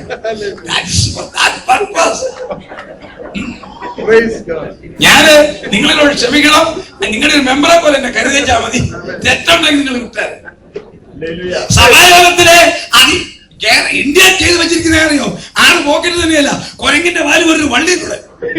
ഇവനാ സാക്ഷി പറയാൻ ഇതൊക്കെ അടുത്തവനതെ ചവിട്ടി ഒരു പിടുത്തം. അവർ ട്രസ്റ്റ് മോഡൽ കുഞ്ഞുങ്ങൾക്കറിയാൻ അവരെ നമ്മൾ പഠിപ്പിക്കണം. എന്റെ മകനെ ഡൽഹിയിൽ 20 വർഷം കർത്താവിന് വേല ചെയ്ത അനുഭവം കൂടെ പറയും. ഇന്ന് അവൻ ടെക്സാസിൽ പാസ്റ്റർ. അവന്റെ ഒരു മകനുണ്ട്, അത് എന്റെ പേരുകാരൻ, തോമസ് മാമൻ ജൂനിയർ. അവൻ ഡൽഹിയിൽ നിന്ന് വന്നു. അവധിക്ക് വന്നപ്പോ ഞാൻ അവനെ കൊണ്ട് വണ്ടിയെ കയറി കോട്ടയത്ത് പോയി. അന്നത്തെ കോട്ടയത്ത് ഏറ്റവും വലിയ കട ശിമാട്ടി, ഇപ്പൊ അതിനേക്കാളൊക്കെ വലിയ കടയെ. അവിടെ കയറ്റി എന്റെ ഒരു കസിനുണ്ട്. ഞാൻ വേണ്ടാ മോനെ ടോമെന്നാ ഞാൻ വിളിക്കുന്നത്, നിനക്ക് ഇഷ്ടമുള്ള 2 പാന്റ് എടുത്ത് അപ്പച്ചൻ കാശ് കൊടുത്തേക്കാം. ഞാൻ മാറിയിരുന്നത് എന്നാ ജീവിതത്തിൽ അറിയാൻ. എന്റെ ഒരു ഫ്രണ്ടോ കസിനോ ആരാണ്ടുണ്ട്. ഇപ്പൊ ഞങ്ങളുടെ സെലക്ഷനാ. അപ്പൊ അവൻ പറഞ്ഞു കൊടുക്കുന്നു, കസിൻ എടാ അപ്പച്ചനാ, നീ ഇഷ്ടമുള്ള എടുത്തോടാ, എത്ര രൂപയായാലും പേടിക്കാട്ടാ. ടോം അപ്പച്ചനല്ലേ പേയ്മെന്റ് നടന്നത്. എടാ ഞാനും നോക്കി, എനിക്കറിയാൻ പോയാ എത്ര പോകും. ഉടനെ ഈ കൂട്ടുകാരൻ തന്നെ ഒരെണ്ണം എടുത്തു കൊടുത്തൊരു പാന്റ് സെലക്ട് ചെയ്തുകൊണ്ട് കൊടുത്തു. എന്റെയിലോട്ട് കൊടുത്തറിയ പറഞ്ഞു, അപ്പച്ചൻ എന്നെ പൊക്കുവിടുന്നേ, ഇതിന് പോക്കറ്റ് 5. ഞാന് ഡൽഹിയില് ഞങ്ങളുടെ ചർച്ചിൽ വേർഷിപ്പ് ലീഡ് ചെയ്യുന്നവനാ. ഞാൻ ഈ 5 പോക്കറ്റ് കൂടിയതാ. ആദ്യമേ അപ്പച്ചൻ എന്നെ പൊക്കും, പിന്നെ എന്റെ ഡാഡി എന്നെ പിടിക്കും. എനിക്ക് ആ കോള് വേണ്ടെന്ന് പറഞ്ഞു. നമ്മുടെ കുഞ്ഞുങ്ങളെ നമ്മൾ ഫീഡ് ചെയ്താൽ അവരൊരിക്കലും വഴിവിട്ടു പോകത്തില്ല. അറിയാമോ? കുഞ്ഞുങ്ങൾ വളർന്നു വരുമ്പോൾ അവർക്കറിയാമോ ഈ വള്ളി എന്നതാ, കുരങ്ങിന്റെ വള്ളി പോലെ എന്നതാ, 8 പോക്കറ്റ് എന്നാ. അവരവർക്കെന്നാ this is fashion. No fashion. ഇത് അവിടെ മെക്കാനിക്സിലുള്ള സാധനമാണ്, സഭായോഗത്തിനുള്ളതല്ല. ജസ്റ്റ് ഒരു ഉദാഹരണം പറഞ്ഞോളൂ. നിങ്ങൾ എന്നോട് പിണക്കമുള്ളവരെല്ലാം കരളെ ദൈവത്തെ സ്തുതിച്ച്, സന്തോഷമുള്ളവർ ദൈവത്തെ സ്തുതിച്ച്. ദൈവമക്കളെ, നമ്മുടെ കുഞ്ഞുങ്ങൾ മാതൃകയായിട്ട് നടത്താനുണ്ടല്ലോ. നമ്മൾ ഉദ്ദേശിക്കുന്നില്ല എന്റെ ഫാഷൻ പോയെന്നല്ല. ലോകം പറയും ഇത് യോഗമുള്ളിടത്തെയാന്ന് പറയും. ലോകം തീർച്ചയായിട്ടും ഈ കൊച്ചോ ഈ പൊങ്കച്ചോ ആദ്യം യോഗമുള്ളത്തെയാ. അത് പറയിപ്പിക്കണം. ആവശ്യമില്ലാത്ത അലങ്കാരങ്ങളെല്ലാം ഇട്ടാൽ സാത്താൻ തോണ്ടിക്കൊണ്ടു പോകും. പാടില്ല. അതാണ് ഈ കാലഘട്ടത്തിൽ, 2ാമത്തെ കാലഘട്ടത്തെ പറ്റി കുഴപ്പമില്ല. സഭയിലോട്ട് പിശാചി കയറി എല്ലാ അലങ്കാരങ്ങളും. കയ്പ്, ഞാൻ കയ്പിൽ നിൽക്കുക. 2ാമത്തെ സഭ സ്മിർന. 3ാമത്തേലേക്ക് പറഞ്ഞ് നമുക്ക് ഇന്ന് അവസാനിപ്പിക്കാം. 3ാമത്തെ സഭ പെർഗമോസ്. എന്താണെന്നറിയാമോ? 400 വർഷം കഴിഞ്ഞപ്പം പീഡനത്തിൽ സഭ വളർന്നു. If there may persecution, the church will grow. ഗൾഫിലല്ല ഈ ശക്തിയുള്ള ആരാധന. ഞങ്ങളുടെ നാട്ടിൽ തമാശ പറയും, കൊണപ്പെടാത്തവനെ എവിടുന്നോ ഒരു വീസ എടുത്താൽ ഗൾഫിൽ വിട്ടച്ചാൽ മതി, അവൻ ശരിക്ക് സ്നാനപ്പെട്ട് വരുന്നു. ഞങ്ങൾക്ക് ജോക്ക് പറയുന്നു, ഈ കുണം പിടിക്കാത്തവൻ എങ്ങനെയും അവനെ ചൊവ്വാക്കാൻ ഒറ്റ മാർഗം എവിടുന്നേലും ഒരു ഏജന്റിനെ കണ്ടുപിടിച്ച് ഒരു വീസ ഒപ്പിച്ച് അവനെ കയറ്റി അങ്ങ് വിട്ടച്ചാൽ മതി, അവൻ നല്ല കുട്ടപ്പനായിട്ട് തിരിച്ചു. എന്താ ഇവിടെ നിങ്ങൾക്ക് ഇതില്ലാതെ പിടിച്ചു നിൽക്കാൻ ഒക്കത്തില്ല. ഈ മരുഭൂമിയിൽ പിടിച്ചു നിൽക്കണമെങ്കിൽ ആരാധിക്കണം, അല്ലെങ്കിൽ പ്രശ്നങ്ങളാ. അപ്പൊ പ്രശ്നമുണ്ട്, സഭ വളരും. ഞാൻ ഫിലദൽഫിയ അല്ല ഹൂസ്റ്റണിൽ ചെന്നപ്പോൾ ഒരു സഭ ചർച്ചിൽ കഴിഞ്ഞ ഒക്ടോബറിൽ വിളിച്ച് പ്രസംഗിക്കാൻ ഞാൻ പ്രസംഗിക്കാൻ കയറുമ്പോൾ ഞാൻ പറഞ്ഞു, നിങ്ങളുടെ ഈ ആരാധന കണ്ടിട്ട് ഈ ഗൾഫിലെ ഒരു രാജ്യത്ത് നിൽക്കുന്നവർ എനിക്ക് തോന്നിയെന്ന്. അവരെല്ലാം കൂടെ പൊട്ടി ഒരു ചിരി. അന്വേഷിച്ചപ്പം ആ ചർച്ചിലെ 99% ജനങ്ങൾ ഇവിടുന്ന് ചെന്നവർ. അതാ അവർ ചിരിച്ചത്. അവിടുത്തെ ഭാഷയുടെ പേര് വെന്നീന. അദ്ദേഹം ചിരിക്കുന്നു, വിശ്വാസികൾ ചിരിക്കുന്നു. ഞാൻ പറഞ്ഞു, നിങ്ങളുടെ ഈ ആരാധന കണ്ടിട്ട് ഞാൻ ദുബൈയിൽ ഒരു ചർച്ച നിൽക്കുന്ന ഒരു ഫീലിംഗ് എനിക്ക് ഉണ്ടായെന്ന് പറഞ്ഞപ്പോ അവർ ഒന്നിച്ച് സഹോദരന്മാരും ചിരിച്ചു. കാരണം അവരെല്ലാം ഇവിടുന്ന് കയറിയവരാ. അവിടെയുള്ളവർ വളരെ കുറവാ. ദൈവമക്കളെ, കഷ്ടവും പീഡയും ഉണ്ടെങ്കിൽ സഭ വളരും. അഷ്വറാ. Affliction is the fertilizer to grow the church. കഷ്ടത നമുക്ക് ഒരിക്കലും ഒരു ദുഷ്ടതയല്ല, ഒരു കഷ്ടകാലമല്ല, സഭ വളരാനാ. സ്മൃണ കാലഘട്ടത്തിൽ സഭ വളർന്നു, സഭയോട് ശക്തിപ്പെടാൻ തുടങ്ങി. ഉടനെ സാത്താൻ അടവ് മാറ്റി. പെർഗിമോസ് എന്ന് പറഞ്ഞ വാക്കിന്റെ അർത്ഥം എന്നാണെന്നറിയാവോ? ലോകത്തിലേക്ക് പോവുക. Go to the world.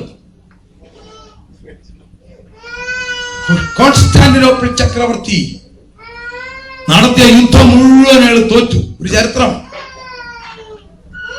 യുദ്ധം മുഴുവൻ അയാൾ തോറ്റു. എന്താ മാർഗം? മന്ത്രവാദം ചെയ്ത് നോക്കി, ഒരു രക്ഷയില്ല. ഒടുവിൽ അദ്ദേഹത്തിന്റെ അഡ്മിനിസ്ട്രേഷൻ പറഞ്ഞു, നമുക്കൊരു ട്രയൽ വേറെ എടുക്കാം. നമ്മുടെ രാജ്യത്ത് ചെതറിപ്പാർക്കുന്ന കഷ്ടതയിൽ കഴിയുന്ന ഒരു കൂട്ടരുണ്ട്, ക്രിസ്ത്യൻസ്. അവർ പറയുന്നു, ഒരു ലീഡർ ക്രൈസ്റ്റ് നമ്മുടെ മുൻ ചക്രവർത്തിമാരുടെ ഭരണകാലത്ത് ക്രൂശിച്ചതാണ്, ആ ക്രൈസ്റ്റ് ഉയർത്തതാണ് എന്നവർ പറയുന്നു. അതിന്റെ സിമ്പലാണ് ഈ കുരിശ് ഇവർ കൊണ്ടു നടക്കുന്നത്. അതുവരെ കുരിശെന്ന് പറയുന്ന ഒരു ഹേറ്റഡ് സാധനമാണ്, ശാപം. കുരിശെന്ന് പറഞ്ഞ് ഇവരിങ്ങനെ പറയുന്നു, അവരുടെ ക്രൈസ്റ്റിനെ ക്രൂശിച്ചതാണ്, അത് ക്രൈസ്റ്റ് ഉയർത്തുന്നു. ഇവരുടെ ബുദ്ധി പോയത് റോമൻസിന്റെ. നമുക്കൊരു കാര്യം ചെയ്യാം, ഒന്ന് ട്രയൽ എടുക്കാന്ന് പറഞ്ഞു. ഒരു യുദ്ധത്തിൽ മുഴുവൻ പട്ടാളക്കാരുടെ യൂണിഫോമിൽ കുരിശ് തയ്ച്ചു കൊടുത്തു. ആ യുദ്ധം അങ്ങ് ജയിച്ചു. അപ്പൊ കോൺസ്റ്റാന്റിനോപ്പിളിന് മനസ്സിലായി, ഇവരുടെ ഈ മാർഗം ശരിയാണ്. പുള്ളി ക്രിസ്ത്യാനിയായി. അങ്ങനെയാണ് ക്രിസ്ത്യൻ ചർച്ചിൽ ഒരു ഡെലിവറൻസ് ഉണ്ടായി. കോൺസ്റ്റാന്റിനോപ്പിൾ ചക്രവർത്തി ക്രിസ്ത്യാനിയായി. മാനസാന്തരപ്പെട്ടതല്ല, വീണ്ടും ജനിച്ചതല്ല. ക്രിസ്തുമതം അനുഗ്രഹത്തിന്റെ മാർഗമാണെന്ന് പറഞ്ഞ് പുള്ളി ക്രിസ്ത്യാനിയായി. ചക്രവർത്തി ക്രിസ്ത്യാനിയായിട്ട് ഒരു സ്വാതന്ത്ര്യം നിയമം പ്രഖ്യാപിച്ചു. ക്രിസ്ത്യാനികളെ ഉപദ്രവിക്കാൻ പാടില്ല, അവർക്ക് തുല്യ പദവി കൊടുക്കണം. Should be given equal status. Roman ഭരണകൂടത്തിലെല്ലാം ക്രിസ്ത്യാനികൾക്ക് തുല്യ പദവി കൊടുക്കണം. കേട്ടോണം, ചരിത്രം തിരിയാൻ പോവുക. ചക്രവർത്തി ക്രിസ്ത്യാനിയായി, പുള്ളി റോമൻ ദേവതകളെ ആരാധിക്കത്തില്ല. അപ്പോൾ ചക്രവർത്തിയെ പ്രീതിപ്പെടുത്താൻ റോമൻ ധനവാന്മാരും അധികാരികളും എല്ലാം ക്രിസ്ത്യാനികളായി. അവർക്ക് മനസ്സാന്തരമില്ല. ചക്രവർത്തിയെ ഫോളോ അപ്പ് ചെയ്തു, അവരും ക്രിസ്ത്യൻസ് ആയി. എല്ലാവർക്കും സന്തോഷം, സ്വാതന്ത്ര്യം. പക്ഷെങ്കിൽ പഴയ വിശുദ്ധിയും വേർപാടും എല്ലാം പോയി. അതൊന്നുമില്ല. അവിടുത്തെ പുരോഹിതൻ ചക്രവർത്തിയെ പ്രീതിപ്പെടുത്താൻ ഇങ്ങോട്ട് വന്നു. പുള്ളിയെ വെറുതെ എടുത്താനൊക്കെ, പുള്ളി ആകാശരാജ്ഞിയെ സേവിച്ചുകൊണ്ടിരുന്ന പാർട്ടിയാ. ഇവിടെ വന്നപ്പോൾ പുള്ളിയെ പിടിച്ച് പുരോഹിതനാക്കി. ഇതിന്റെ അങ്ങനെയാണ് ക്രിസ്ത്യാനിത്വത്തിന്റെ വിഷയം പോയി. അന്നാണ് ഈ വിശ്വാസ സ്നാനം മാറിയത്. അതുവരെ മുഴുവൻ പിതാവിന്റെയും പുത്രന്റെയും പരിശുദ്ധാത്മാവിന്റെ നാമത്തിൽ ഇമേഴ്സൽ ബാപ്റ്റിസം. അന്ന് ഇവർക്ക് ദർശനമില്ല, വചനം അറിയാൻ മേല. ഇവര് കുടുംബത്തോടെ ക്രിസ്ത്യാനികളായിട്ട് ഇവിടെ ഒരു ചിന്ത, നമ്മുടെ കുഞ്ഞുങ്ങൾ മരിച്ചാൽ സ്വർഗത്തിൽ പോകുമല്ലോ, കുഞ്ഞുങ്ങളെ സ്നാനപ്പെടുത്താൻ മുക്കുകയില്ല, കൊച്ചു കുഞ്ഞുങ്ങളെ പിടിച്ച് മുക്കി അത് ഒറ്റ മുക്ക. അപ്പൊ പിന്നെ എന്നാ ചെയ്യേണ്ടിയ? ഉടനെ അവരുടെ ബുദ്ധി പ്രകാശിപ്പിച്ച് വെള്ളം അടിച്ചാൽ പോരെ, തളിച്ചേക്കാം. അങ്ങനെയാണ് തളിപ്പ് വന്നത് 315 ശേഷം. AD 315 മുമ്പ് ഒരൊറ്റ സഭയിൽ ഈ സ്നാനമില്ലായിരുന്നെന്ന് സകല ക്രൈസ്തവർ സമ്മതിക്കും. എല്ലാ ക്രൈസ്തവ സഭകളും സമ്മതിക്കും. AD 315 വരെ യാതൊരു വിധത്തിലും ഈ സ്പ്രിംഗ്ലിംഗ് പരിപാടി ഇല്ലായിരുന്നു. കോൺസ്റ്റാന്റിനോപ്പിൾ ചക്രവർത്തി ക്രിസ്തുമതം സ്വീകരിച്ചപ്പോൾ തുടങ്ങി സഭയുടെ ദർശനം പോകാൻ തുടങ്ങി പെർഗ്യമോസ്. അടുത്ത നമുക്ക് തുടർന്ന് നാളെ ചിന്തിക്കാം. സന്തോഷമുള്ള കരങ്ങളെ ഉയർത്തി ദൈവത്തെ സ്തുതിക്കാം. കർത്തൃകാഹളം യുഗാന്ത്യകാലത്തിൽ ധ്വനിക്കുമ്പോൾ നിത്യമാം പ്രഭാത ശോഭിതത്തിനാൾ പാർത്തലേ രക്ഷപ്പെട്ടോരക്കരെ കൂടിയാകാശെ പേർ വിളിക്കും നേരം കാണുമെൻ പേരും പേർ വിളിക്കും നേരം കാണും പേർ വിളിക്കും നേരം കാണും പേർ വിളിക്കും നേരം കാണും പേർ വിളിക്കും നേരം കാണുമെൻ